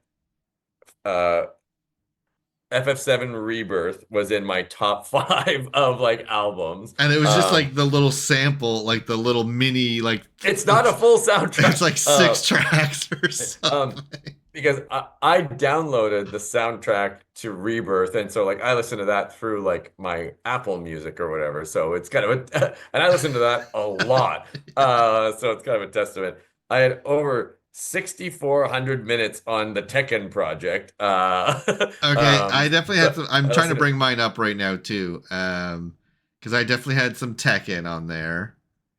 I had Um, a lot of Octopath 2 soundtrack. Um, lots of Tekken very early, especially like January, February, March. yeah, Um, what else? The Towards Mount Nibel, like that the in the like, track we are talking about, yeah. yeah. That was my number one song on Spotify Rap. And there's a stat. I listened to it 59 times on April 1st. you're, Like that's you're insane. insane. Yeah. Um, but anyways, that's Yeah, my Spotify Wrapped. my number one artist was Tekken Project. Okay, yeah. Number three was what's his name again? Yeah, Yasunori Nishiki, who is the Octopath Oh, okay, yeah. uh, composer. One my number four top song was "Flooded Commercial District" from Stellar Blade. Okay, yeah. And five was I forget what it just says "Fighting Ground." It's one of the it's a Tekken song. I'm pretty sure. Yeah, yeah. Yeah, I listen to Stellar Blade a lot as well, but just I it mean, didn't crack the yeah, I top. can't crack. Yeah, with Tekken Project and FF7 Rebirth, like like sorry, it's a stacked year. Yeah, I Yeah, guess number but four is this guy Husky by the Geek. He does a lot of Final Fantasy covers, like rock mm, covers. I've sent you his stuff before. He's so three out of my five top artists are video game related, and two out of my five top songs are video game related. yeah. So yeah, Uh, oh, I like didn't literally. listen. I didn't listen to that small like sampler thing on Spotify for Rebirth as much. I would just bring it up on like YouTube playlists where people just rip the music or whatever. Yeah, yeah, yeah. So I didn't have much of that on my Spotify, but Oh yeah, I yeah, just those 10 was that's not even 10, like north of 7 track. almost 60 times in one. Yeah. Well, like April 1st, that's when I'm full, Yeah, like, you were uh, full on Rebirth like yeah. obsession. Um, but it's funny, like my Spotify Wrapped is like such a socially like prevalent thing, but it's always just like with all my group of friends, like, oh man, what's your spot? It's like, You don't want to hear it. yeah, you don't want to know. It's like, oh why? Like, oh, it's like it's just video game music. Like it's not gonna make any sense to you. And I vividly remember several years ago, my friend Chantal, who listens to like a lot of R&B, like she's quite cool and she has like a pretty cool music selection. She's like, come on, like, oh, I had this artist, and like, oh, blah blah blah. And she's like, just give me your phone. It's like your number one song this year was called Grandma, which is from Near Yeah. Automata. Yeah, and it's just like, yeah, I know, you don't know what these things are. It's a completely different genre, but Yeah. she makes fun of me for that all the time. That's a good one to get caught with. Yeah, Um, yeah, yeah. I guess before we take a quick break, one other thing I did write down that I forgot to mention, just other highlights, not even gaming, like games I played related, but for anyone who hasn't watched them, I forgot some of these were this year because they were at the beginning. They were very early on this year. So this year I did have my interview with Marco Meatball, where we Oh, talked right. about a lot of video game music and stuff. And it's still to this day one of my favorite interviews. That one was so much fun. Amanda Aiken was this year. That was like right around when Rebirth came out. That I had her Oh, on. shit. Wow. So lead vocalist of 16's what's that game? The song called My Star, I think it's called. Something like Um, that, yeah. and she did a bunch of songs in 14. So check those out. And then the last interview I did with Maximus Black / Jeff, He's like one of the first content creators I ever started watching. And his was a really wholesome interview. I really, really liked talking to him, and he was really cool about it. So like looking at the interviews we got done this year, it was like, damn, those are some good episodes. Yeah, sweet. So I'm gonna really try to. There's a number of people I would really like to reach out to try and get them on next year. So I'm gonna really try to make a good effort to get some of those people on. But yeah, if anyone hasn't watched any of those interviews, those were really, really fun ones to do this year. And I want to do some more. So yeah, overall pretty solid year. We didn't have as many episodes of our our podcast proper, but it's just because we didn't have as many games like quantity wise to discuss. We did 4 or 5 episodes that were basically devoted to Rebirth. But there just weren't as many other games on top of that.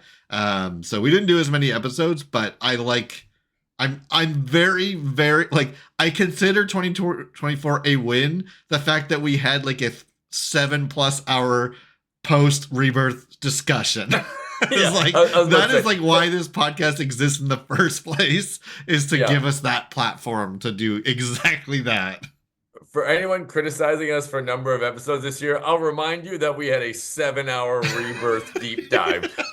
So like, relax. I was telling my friend Pete, like the day after we recorded that, we were playing some golf. He's like, "Oh, you were recording a pod last night, yes, right?" And I was like, "Yeah, we went for like 7 hours." And he was, because like, we did that. We did that one. Like I split them into 3 episodes, but we did that discussion in one sitting, one night. Yeah. Oh yeah. And then so like, I was playing golf the next day, and he was just like, What the fuck? Like, I couldn't talk about anything for that long. I was like, yeah, no. I feel like we barely scratched the surface.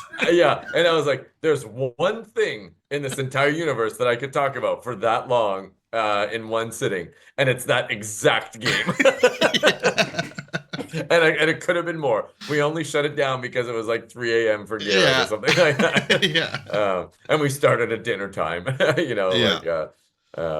but yeah, so I call that a pretty solid win for our year for 2024. Yep. So okay, we'll take a quick break and then we'll do our last little sort of trivia thing with our PlayStation wrap-up stats, and then I guess we'll call it there.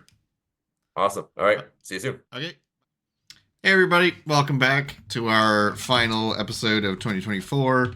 Our kind of year in review. We've talked about most of our highlights, and Rebirth found its way to dominate a lot of the conversation once again, but that's, hey, you know what you're in for at this point. You know what you're in for. Come on. Yeah, I'm going to stop apologizing.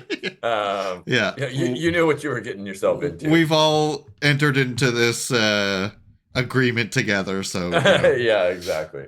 It's a disclaimer that should be at the beginning of every podcast. Viewer discretion warning. FF7 will make an appearance. Exactly. So what we're gonna do is to recap. We mentioned earlier, but just a reminder to everyone. So Matt and I, PlayStation does a year in review type thing called PlayStation Wrap Up. We have not shared each other's stats. Like I haven't shown Matt, or Matt hasn't shown me his. So I've come up with a couple questions that we're going to try and see who is closer at guessing the right answer based off what the other one's stats are.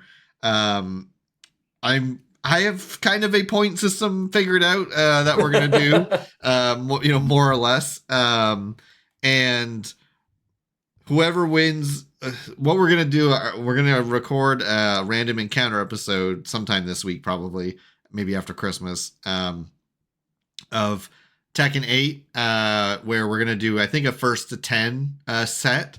And basically, we've come up with a bunch of restrictions that you can kind of spend points on if you lose a match. So if Matt and I play and he wins the first one, I can use some of my points to buy a restriction. Things like no Tekken grip, banning a character, this weird stuff like that.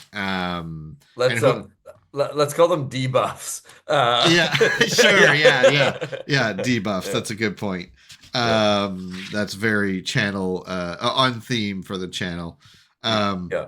So yeah, whoever wins with more points in this sort of wrap up quiz, we'll just have more points to spend on the debuffs when we do that episode. So, okay, so I think here are what all the questions are, and then we'll go through them one by one.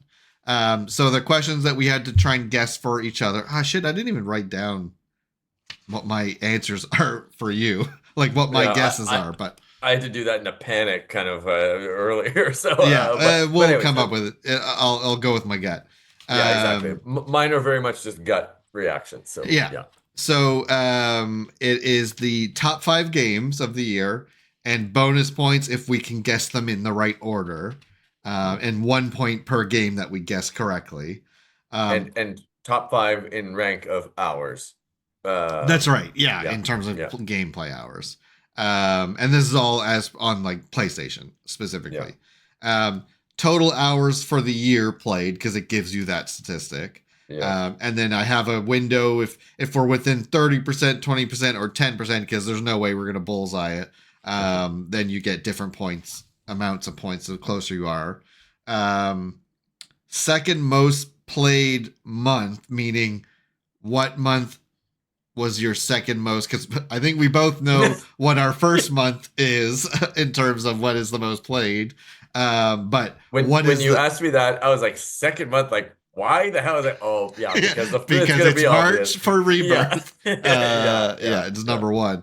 So whatever the second highest number of hours is in terms of month, and then the closest between the two of us, whoever's closer gets a point, and if one of us bullseyes the month, we'll get an extra point.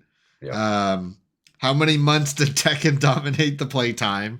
Because it does give you a monthly breakdown into each month. What was your most played game? And I knew Tekken would be multiple for us. So that's one. And then how many trophies did you earn?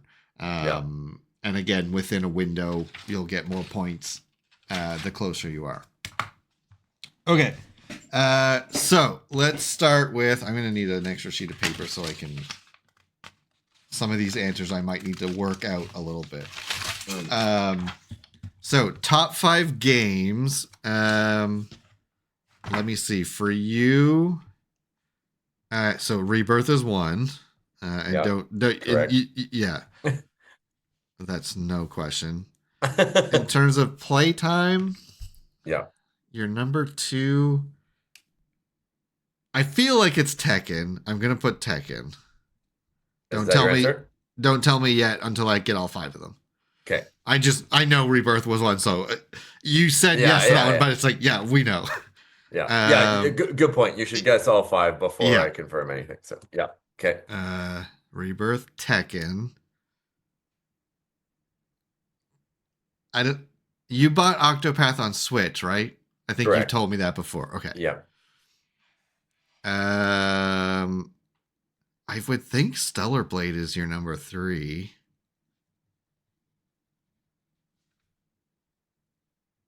Man, do I even know 5 PS5 games you played? You do. Rebirth, Tekken, Stellar Blade. Oh, I feel like you played Spider-Man this year.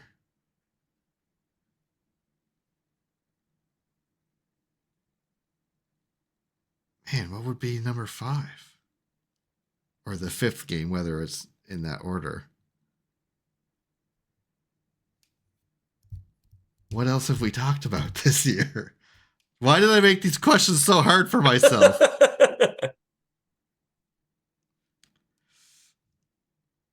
Oh, this is kind of a guess. I don't know if it will be up there. I know I'm forgetting bigger games.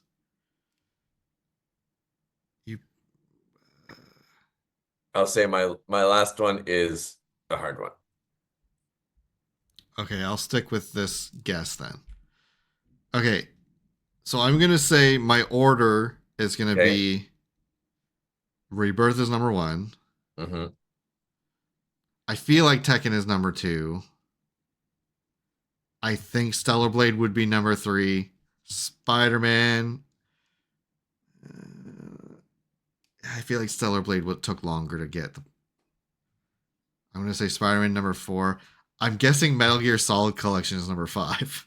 I cannot think of another 5th game to put.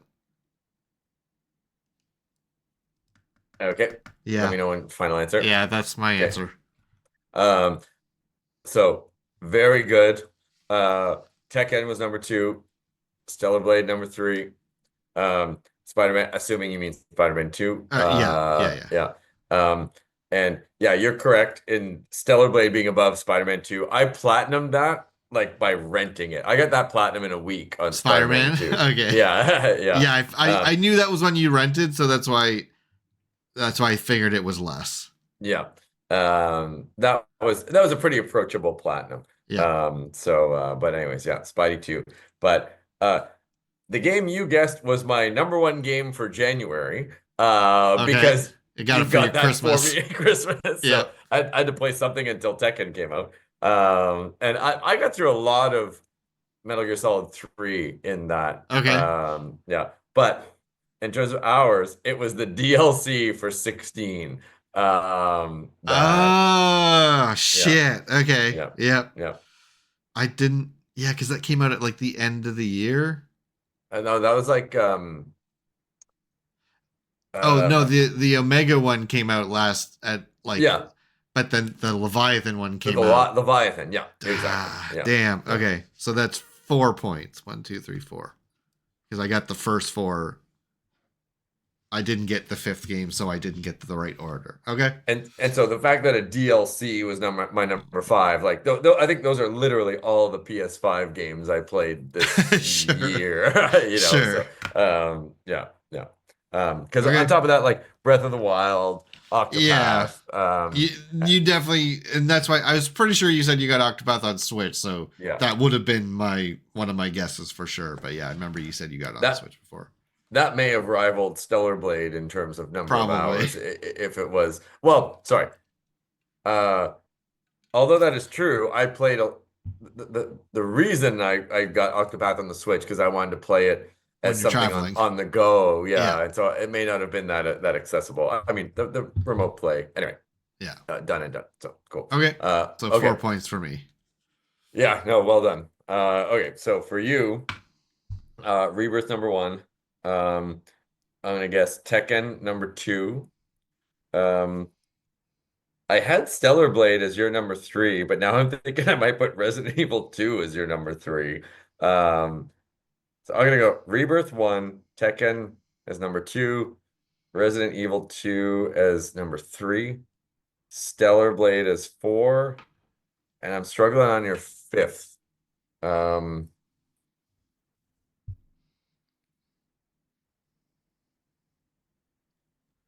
I have 2 tricky ones, I think. Okay. I'll say Dark Souls 1 as my number 5. I will give you a freebie. Okay. I did say I played that on Steam. Oh, okay. Yeah. Sorry. It's your number 5. What else did you play on PS5? I'll put RE3 as my number 5. Okay. Those are your final answers? Yeah. Okay. So Rebirth obviously won. Mm-hmm. Tekken obviously second. Okay. Yeah. What did you guess Stellar Blade was? I put Stellar Blade as 4th. I put Resident Evil 2 as 3rd. It actually is 4th. Stellar Blade is 4th. Nice. Number 3, man, we haven't even talked about this game for a while because it was my January game. Oh, wait, hold on. I don't get points for this, but sure. What was that like? You play, it's like an online thing. What's that game? You know what I'm talking about? Helldivers. Was it not Helldivers? So that is my 5th, number 5.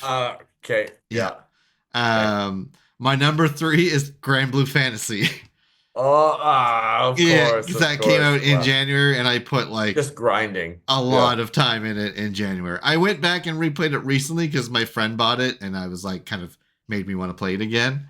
But yeah, I had like almost 100 hours on that game. Man, Yeah, I've downloaded that demo, but I haven't played it. sure. My buddy Robbie talks about it a lot, but I know it's like a grindy It's kind of. grindy. If Yeah. you just get it on sale and play through the story is only like 16 or 17 hours. Okay. Because it It's a wants to fun get game. you to the end to grind for gear. But if you Yeah, just yeah. buy it, if it's on sale for like $20, it's worth playing through just to do the main story, and Okay. it's fun enough to get through that way. Um, But yeah, and it's like side. music by Nobu Uematsu, and Oh, okay. some of Cool. the gameplay was originally like worked on by Platinum Games. So yeah, it's a very fun game to play for sure. Man, so all that RE2 didn't even register. No, Yeah. That's yeah, impressive. Helldivers was like 40 hours, which I Yeah, feel like was longer. But I usually only play that like 1 or 2 missions at a time because they take like 30 to 40 minutes. yeah, But yeah, it's a good call thinking that was up there because yeah, that was my yeah. number 5. Um, So that's si three points for you. Side note, my buddy Cam plays Path of Exile. I bet you he has like 1,000 hours on that thing. Like that is That's one of life those games that consuming. people, yeah. One of the people on my teams at work, whenever he asked me for time off, is Yeah. like, I want to take like Thursday, Friday off next week, and I was like, is there a new season of Path of Exile? I was like, yep. Yeah. It's like, okay, enjoy. I, I'll log on PlayStation, just like who's playing, and like Cam on. I was like, Jesus Christ, man! Like, but Yeah, that's one of those time-consuming ones for sure. yeah, Okay, so 4 points for me so far, 3 points for you. So that's actually pretty close. I'm glad I threw Stellar down to 4. Yeah, yeah. But The damn ones it, you yeah, guessed, you got in the right order, which I think I did yeah, too, which is nice that we both yeah, got that. Okay. So next question: total hours for the year. I yeah. got to bring that stat up again on my. Here it is. Okay. So for you, I'm gonna guess now that I know what your 3 or your top 5 are. Mm-hmm. I'm gonna guess you're in the neighborhood of like, I want to say 550. No, 600. I'm gonna say 600. Give me your guess, like for mine. I'm gonna say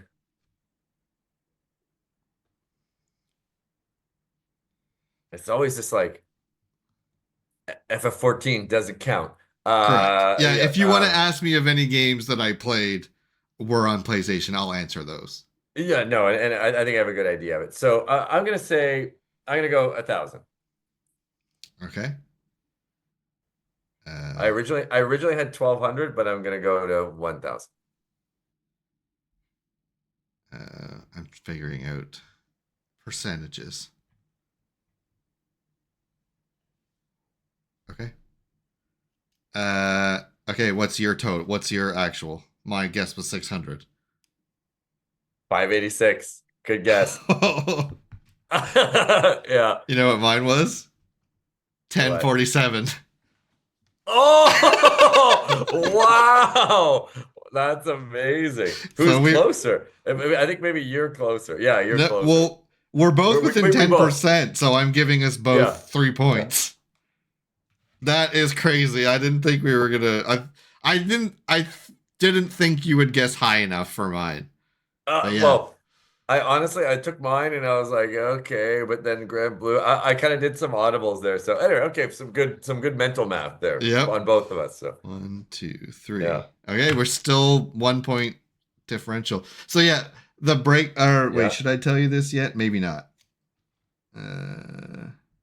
No, I won't. I'll share this after. We'll say the debuffs later. Yeah, yeah, yeah. No. I was going to tell you what my hours were for those games, but I'll wait till the end because in case it influences one of these. Sure. Okay, so 7 for me, 6 for you. Okay. So second, I'm doing better than I thought I would. So second highest month in terms of gameplay hours. Yeah. Let me bring mine up just to make sure I remember which. I think I remember which one it is, but yeah, okay.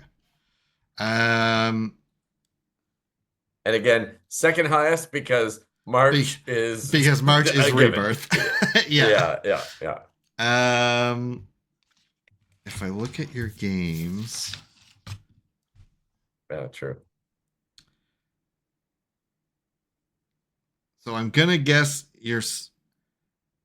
if you did Stellar Blade all within 1 month, it just depends if it like was split between 2 different months. Like if it, bled over into, if you started it like, at the end of 1 month or whatever. Man, when was that? I'm going to guess yours was, I feel like we talked about it when we were in Toronto. I'm going to guess September for yours. Okay.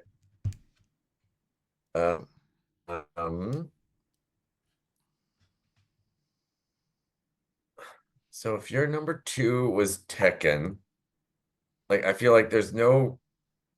My theory is there's no 1 month. It's number 2 because it's just several months added up. Consistent. I'm gonna say your number 2 month is April as just a Rebirth bleed over. Okay, I like that. I like that. So I'll guess April. Okay. Okay. So you're wrong, and mine is a little tricky. It's November because that's when I bought the Pro. Is it Rebirth? It's Rebirth again. At least part of, because I think it was like November like 21st or something. So I had 68 hours in November on Rebirth. If I had just thought about it a little bit longer, right? Like if I had given my research another, because you even said it earlier that like what I revisited Rebirth again because I got the Pro. So it's like, oh shit, he might know, he might guess that. So okay, so no point. No point. But thankfully, you also get no points. Okay, that was a guess, yeah. Because it did bridge 2 months. It was September and October. Split the vote. Yeah, I split the vote. So September and October were Stellar Blade number 1 game. So just not enough to make that month, one of those months, the highest. 59 hours in one, 55 hours in the next. Oh, man. So I had the right idea that you put that many hours into Stellar Blade, but yeah, it just bled over into another month. Just timing. Number 2 month, April, Rebirth.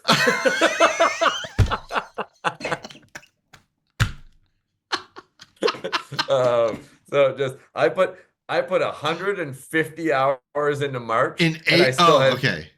Yeah, I thought you were going to say you did that in April. No, 150 hours in March and 98 hours in April of Rebirth. And I loved every fucking minute of it. So, yeah. Yep. Okay, this won't affect the next 2 questions. Yeah, my Rebirth hours total for the year is 297. Oh. Because of that revisit. Like I went through that extra time on the Pro. Yeah. Because mine's like 250 more or less. But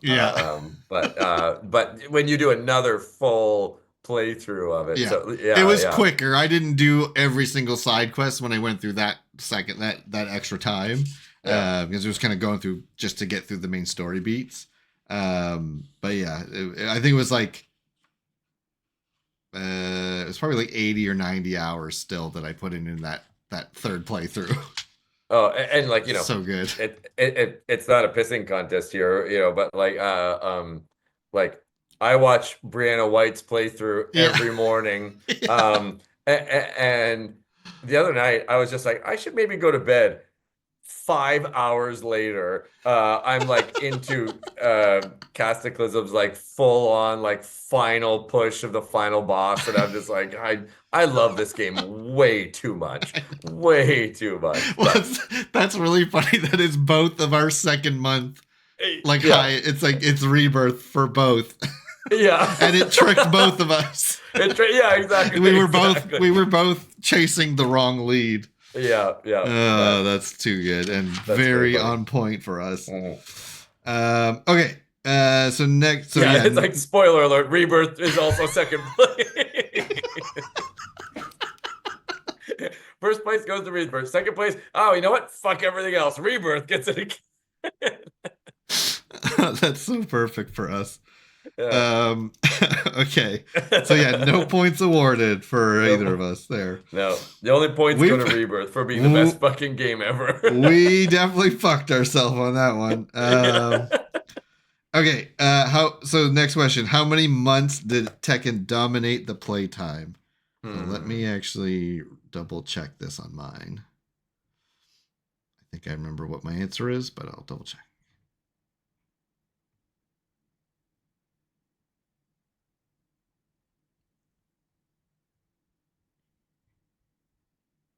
Okay. So for you, I'm gonna guess. I feel like we didn't play it a ton.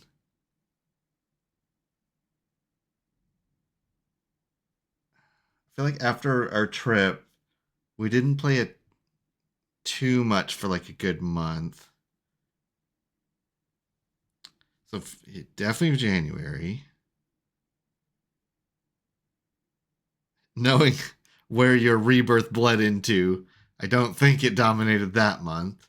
I'm gonna say for you, I'm gonna guess it'll be January, June, no, May, June, July,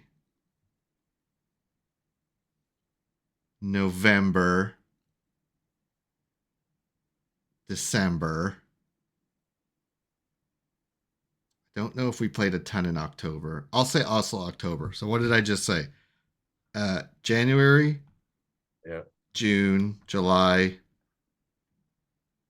you say May as well? I can't remember. Oh, I did. Yeah. January, May, June, July. I don't think August actually.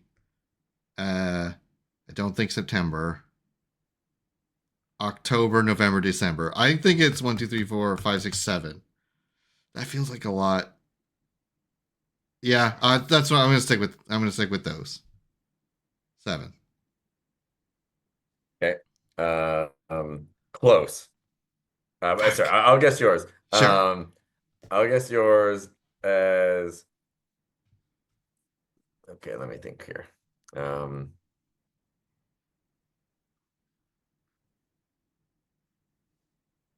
Yeah, kind of just I'm going 7 as well, Okay. but originally had 8. I'm changing it to 7. 7 final answer. Okay. So also wrong. Okay. Mine was only 4 months that it was my Oh top. man. Okay. Yeah. Mine was 6. Okay. So I'm. So I think that one was just whoever was closest, and if you bullseyed it, you'd get an extra point. So yeah. 1 point for me. So January, I'd already said was the Metal Gear Solid, or the Metal Gear collection. That's right. February was Tekken. March and April, full on write-offs. February was Tekken? Oh, of course. Fucking Rebirth came out on the last day of. Yeah. Fuck, I forgot. I totally excluded February because I was thinking Rebirth. Yeah, no. So that was like at the end. So Tekken was February for me. Okay.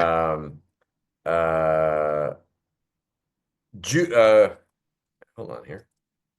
Um, yeah, June was Tekken, but May was FF16 DLC. Yeah. Um, Fuck. yeah. I forgot when that even Uh, came out, so that would not have factored in at all for um, me. and then July and August during the summer, like if anything, I was playing Octopath. So That it makes was just sense. I wasn't playing much PlayStation. And when I did, it was Tekken. Um, September, October were Stellar Okay. Blade. Yeah, I And figured then I was. yeah. I think I left So September out of my guesses because I figured that was Blade. yeah, and then November, December. So anyway, so yeah, I guess I was like, I feel like he would get one more month than me, considering kind of some of the stuff. But anyway, So for me, it uh, was January, obviously. yeah. February was Grand Blue. So how did Tekken get number one in January when it came out like with like days left? Did you not play any PlayStation in January? I don't think I did because I was playing Breath of the Wild. Mm, And I okay. put 37 hours in, well, however few days that was of Tekken. Sorry, I forgot your launch plans for any game ever. Like, sorry, you can remove my Zamora two-player podcast card here. I'm forgetting that, like, when the game you had platinum that game before I'd received it. Yeah, I should check the tapes. Yeah. So yeah, my bad. That's a um, rookie mistake. so yeah, Um, February was Grand Blue, 54 okay, hours. March was Rebirth, 194 hours. April, 190. Holy crap! Wow. uh, We also have we also have jobs too. yeah. Like yeah, that's I the think before I went back to work, I had 130 hours on it. I took I a screenshot of whatever it was. I forget, but it was like 130 or something. uh, just a tiny bit of context here. Let me just quickly. I just want to check something out here. Like in March, I don't think I took any vacation. Um, I had several huge conferences. Um, yeah, I had a national conference in New Orleans and I was gone for a week. Um, but Avina was gone at several conferences too. So that just Yeah, means I that just played a made up shit ton. for it. Yeah. Anyway, that's interesting. My April is funny. I must have been playing something on that. Might have. Oh, that was probably when I was starting my Souls run.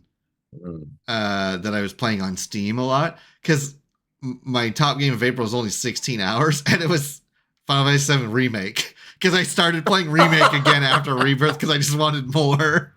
But Yeah. I didn't like finish it. I just That was played it that for a was little bit. a light PlayStation month. Yeah. I think Yeah. that was when I probably got Dark Souls Remastered because I would have done Dark Souls Remastered, then Dark Souls 3, both on Steam, which probably was that month. Then Yeah. Stellar Blade in May, 30 hours. June must have also been.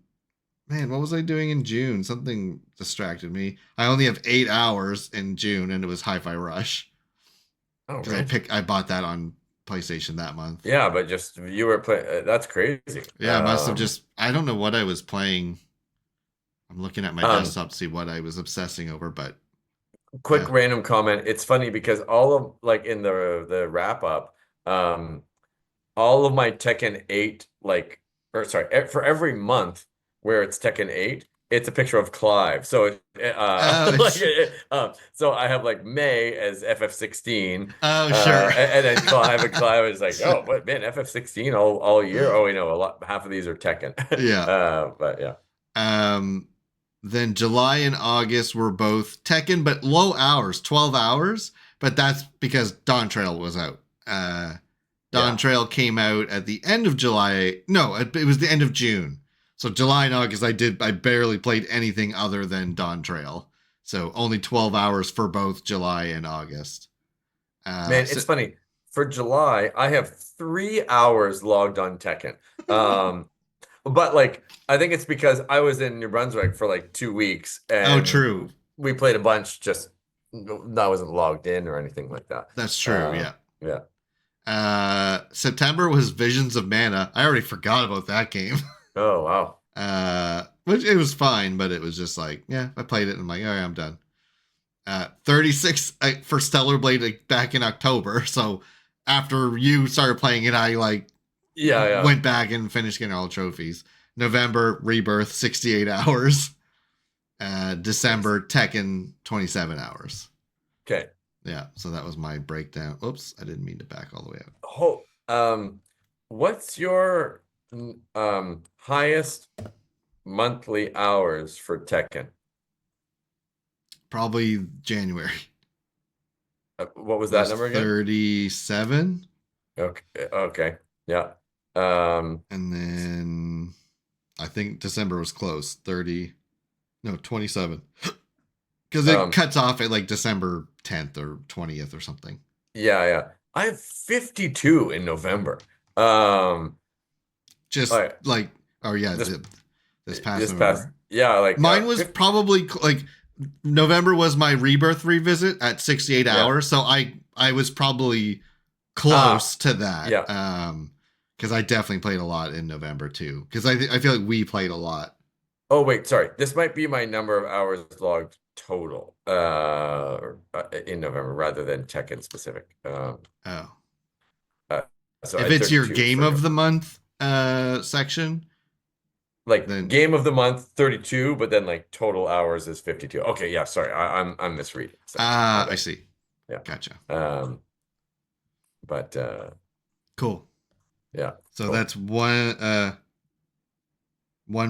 point for me because I was closest, right?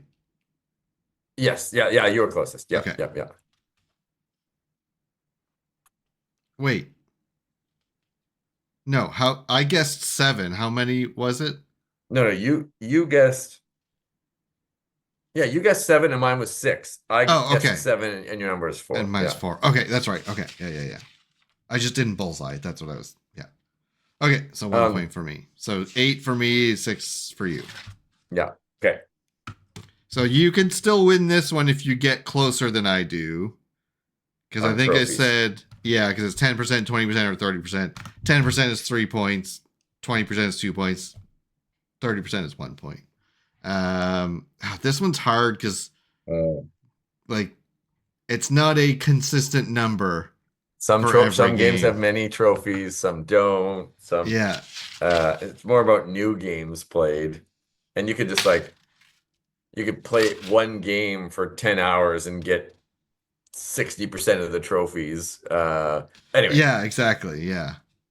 It's that's the that's the name of the game. So these are the mental math things you need to do to figure this out. So anyways, based on all that, I have a guess. So for you,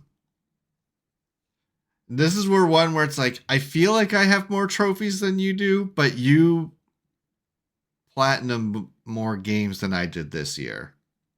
Because I only really platinum. Well, I guess we both platinum Tekken. We both platinum Rebirth. We both platinum Stellar Blade, but you also platinumed Spider-Man, and that's all of my platinums. But I also got Resident Evil games, and I played those. So I think I still would have more trophies than you do. So for you, I'm gonna guess 350. No, 300. That's my final answer for you. So give me your guess first before you give me your total. Yeah, exactly. Yeah. Okay, so I'll say for you 320. Okay.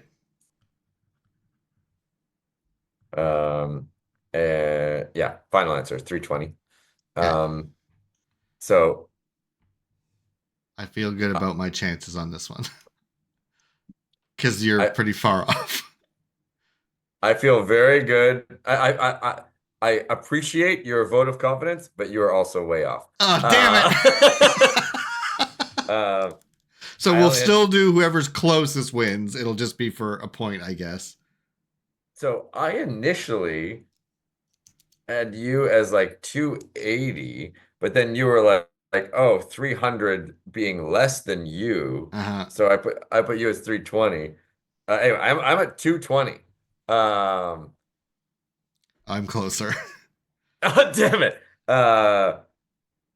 You're right. I had 4 platinums this year, and you guessed them all. But how many trophies do you get this year?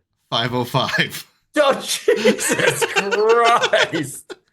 Holy crap. I think I played more games than you did. Yeah. And like I said, like Resident Evil 2 and 3, I got a lot of trophies in those for doing a lot of like the quick runs and some of the challenges. I feel like Grand Blue had a decent number of them. Visions of Mana probably had a good number of them. I feel like you also like download the game of the month, and I'm sure if you play if you play an hour of a game, you can get 10 trophies easy. Right. Yeah. Anyway, wow, that's impressive. That's 1 point for me, yeah. But we were both pretty far off. Yeah. I would say like I more or less like when you think when you look at my list of games with FF16 being the number 5 game on my list. So I played my top 4. I got 4 platinums. I probably got trophies from 4 games this year. I played Metal Gear Solid a bit there, and but yeah, those are literally the only games I even installed for the most part for the year. So sure. Yeah. We'll call average 50 trophies per game. Yeah, that sounds about right. I was pretty happy with 4 platinums. Like, yeah. Especially if it's like your completion rate was quite high for the games you did play that you got the platinum for. Yeah. It's funny that number is way lower than last year for me because last year was all the pixel remasters and those were like 30 trophies per game or whatever. Doing that. Yeah. So yeah, but okay, so that's 9 points for me to 6 points for you. So all right, so you get more debuffs for the for the random encounters. So yeah, I'll look at all the debuffs that we have to work with, and then I'll figure out some kind of economy that there's enough there to last us a 1st to 10 set, and we'll have special rules about like only 1 per, and then some of them will cost more than others and that kind of stuff. So do you want to mention the debuffs now, or do you want to mention them? That's right. We talked about it offline. I didn't mention them on the podcast. That's right. So so these are our debuffs. And the way it'll work is when we play a game, whoever loses the first game can pick a debuff, spend their points on it or whatever. And if the person with the debuff wins, then they keep that existing debuff and the person can stack on another one. And then as soon as you win a game with your debuffs, goes back to neutral, and then you can pick a debuff for the other person because they just won. And then we'll just keep going until we do a 1st to 10 set. So these are what I have so far. If we think of other ones that would make sense for the kind of context of this, I'll add them to the list. But this is what we have so far. If anyone watches this and has a suggestion, send them in. So yeah, exactly. Put them in the comments. So one debuff is force the person to pick random. Yeah. Classic. Another debuff is ban a character, and if I'll look at a way to do it so that you can spend more of your points to ban them for more than 1 round. Default. How many points would it be to ban June for 10 rounds? Not enough. Not enough. Or more you just put all of your money into that debuff. Yeah. First loss. Ban June for as long as humanly possible. So this one's funny. If those of you that have been watching before, our Tekken grip, because when we play Tekken, we play like this. with our 2 fingers instead of this. Mm-hmm. So this one is default control scheme and no Tekken grip for the next round. Which I don't even know how to play Tekken the normal way. So that would that's a guaranteed loss. Yeah. Yeah. Loser picks the winner's character for the next game. So Matt and I we rebind Rage and Heat Smash to like L1 and L2. And so this one is no shortcuts for Rage Art or Heat. So you have to do the actual like button inputs, which aren't hard, but it'll be hard to remember to do that instead of just hitting, L1 and L2. I forget that Heat Smash has a command input. Yeah, it's like triangle and X. Okay. Just by itself, yeah. I wanted to do something blindfold related, but a blindfolded match is like too powerful. The first round of the next game blindfolded, and then regardless if you win or not, you can take it off after. Some funny like not lore, but like that'll be really funny because there are several times where me, Garrett, and Mike are all playing, and for example, if Garrett and I are playing and Mike needs to go, I don't know, like take out the garbage or something like that, he'll keep his headset on and he'll hear the match going on. And like, I can kind of visualize what's happening just based on so it's like, there's a certain auditory element to Tekken that's, that will kind of be part of that debuff. But anyway, Yeah. We'll just do that for a single round. Swap one set of buttons. So make your left kick triangle instead of X and vice versa or whatever. That's going to be crippling. That would be brutal. Play one-handed for the first round of the next game. Oof. Which is, I don't even know. Is the strategy like ignoring the D-pad completely? Yeah, maybe.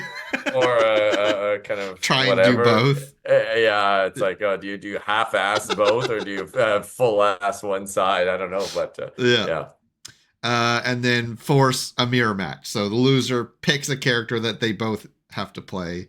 Mike and I did talk about this one earlier, and I forgot to mention to you before, but no throws at all for that. And it'll be easy to do one by accident because sometimes you just muscle memory it. You get a free throw the other direction, or and I'm not even saying, I'm saying a free hit. Whatever hit you want to do after you get thrown, they can't push a button until you hit them. So if you know you're unblockable or whatever, one free hit if you get thrown. Okay, that's fair. Mike would just do like an Azucena dance. Unblockable, 0 damage. So those are the debuffs we have so far. So we'll work those into our session, and just do a first to 10. And I feel like it will be very back and forth because a lot of these debuffs will be hard to win with for sure. Yeah, no, it'll be like, oh, you're doing a debuff, then automatic win. Yeah. So one debuff that would be crippling would be like, if you swear, then the other person gets an automatic hit. I thought I might add something like that because I was definitely thinking about that earlier. I just couldn't think of the second half of it. Like, what's the consequence? So maybe a free hit, or maybe that one's a free throw. Oh God! Or something, just something like that. What happens if the swear happens after the match? No, as soon as the game is over, like that. No, maybe we should do no swearing in between. If you won, then you have to not swear until you lose, basically. Oh God, no, that's my kryptonite, because I'll lose, and it's like sometimes I curse the player, Garrett or Mike, or sometimes I'll curse the character. Yeah, it's like I'm not even mad at Garrett, I'm mad at fucking Lily. I was thinking of that as one, so I'm gonna add that to the list, and I think a throw would be a fair free throw. Oh God, that's the worst. That's the most crippling debuff of them all. And we're gonna just do. Excuse me. We're only gonna do like you can only add one debuff per like turn, so you can't just Yeah. wait till the end and add all of them or something like that. So you can't stack them in one round. It's just if they win, then you can stack a second one on top. Yeah. So that's how we'll do it. Cool. So yeah, I'll try to get this. This episode will probably go live. Looking at the time, I won't be able to edit it tonight, so it'll probably be like the 26th. This will probably be the day I'll put this up. And we'll do the Tekken matches. We'll record that probably on the weekend or something. Awesome. And maybe I'll put that one out for like New Year's. We'll put that episode up then, so keep an eye out for that. Check out those interviews that I mentioned earlier. If you guys haven't watched those, I'm really proud of those interviews. They were a lot of fun to do. And yeah, that pretty much concludes 2024 for both of us. I'm sure I'll get at least 2 or 3 more roll credits of Resident Evil 2 and or 3 before the end of the year. I thought you were going to say Rebirth. I mean, that's something I would do, but I don't think I could do that one in time. But yeah, we'll... I know you're going, you have a bit of some traveling to do in in January, but if we can get a time zone figured out and we'll try to record something once you start your Xenoblade, playthrough. I really want to talk about that game, so I'm sure we can find time. We'll definitely find time. We found time last time, so yeah, easy for sure. Cool. Okay, yeah, I think that's it. Thanks, Matt, for doing this wrap up. That was a lot of fun. Anytime you go into an episode and I'm like, man, I don't know if I have enough to talk about, we always end up finding, especially with FF7 and Tekken on the table. Yeah, it was stupid of me to think we wouldn't have. I was like, oh, this will be a short episode. It's like 2.5 hours. So, I'm never worried. Ever. Perfect. Cool. Okay, yeah, that's it then, I guess. Thanks again, Matt, and thanks everyone for watching. Don't forget to subscribe and all that fun stuff. If you guys are watching this and haven't watched the interviews, go check those out because it will help me try to get more people on for interviews if those episodes do well. And I'm really going to try. There's a number of people I want to really try to get next year. So we're going to push hard for that. And yeah, we don't have any like one singular crazy big game to talk about next year that we know of yet. So it's kind of interesting to see what, it'll be fun to discover a game next year that all of a sudden is like the only thing I want to talk about or whatever. Right. So. And it's funny. Hopefully, by talking about it here makes it manifest some sort of announcement. You're right. Or whatever. When that 13 trilogy is announced for next year, we will be talking about that. When? Yeah, exactly. Yeah. When that obviously happens, then we will have an episode talking about it. Yeah. And I remember the Rebirth, I don't know, first ever trailer, like that launched in June of the year before. Is that what it was? Yeah. It was like Summer Games Fest. Last summer, basically. So not saying that'll be next year, but just like these things kind of pop up out of nowhere. That's like that. And that's why that one. I stand by my Resident Evil theory. Like we will probably be playing a Resident Evil by the end of next year, because I do think they will announce it after Monster Hunter is out. And it will come out, in like November. If it came out in October, that would be even better. But yeah, something will come up for sure. We'll talk about. I'm laughing because I've got a backlog of so many games. So like, especially with your Switch, you're late to the party with the Switch. So plenty to talk about. I got plenty to keep me entertained. So, but yeah, for everyone, kind of check out the interviews and like even our first couple of episodes are more about like nostalgia gaming and old those are a lot stuff, more evergreen episodes that they're not about specific games that we're playing right now. So so definitely check those out because there's some hilarious moments that love to hear from people about having similar experiences playing NES, you know, in the 80s and the 90s, and some of the nuance associated with that, and the nostalgia associated with it. So anyway, lots of good stuff in the past. So check those out. Right on. Okay, that'll do it. Thanks everybody for watching. And like I said, this will probably be out on the 26th. So I hope you guys are having your holidays and your time off of work and all that stuff. And we'll try to get that Tekken episode up before I'll try to aim for getting that up on New Year's. So if you guys are watching this now, keep an eye out for that one. That's going to be chaotic. Oh yeah, like that needs a 18+ rating on it, because trying to bleep that one out will just be I'm not gonna bother. A huge editing project. So yeah, everyone, you've been warned. So anyway, my apologies in advance. All right, perfect. Anyways, thanks, Matt. Yeah, no worries. Thank you, and thanks, Garrett, and happy holidays, everyone. Happy New Year. Right on. Have a good one, everyone. We'll see you on the next episode. Take care. Bye-bye.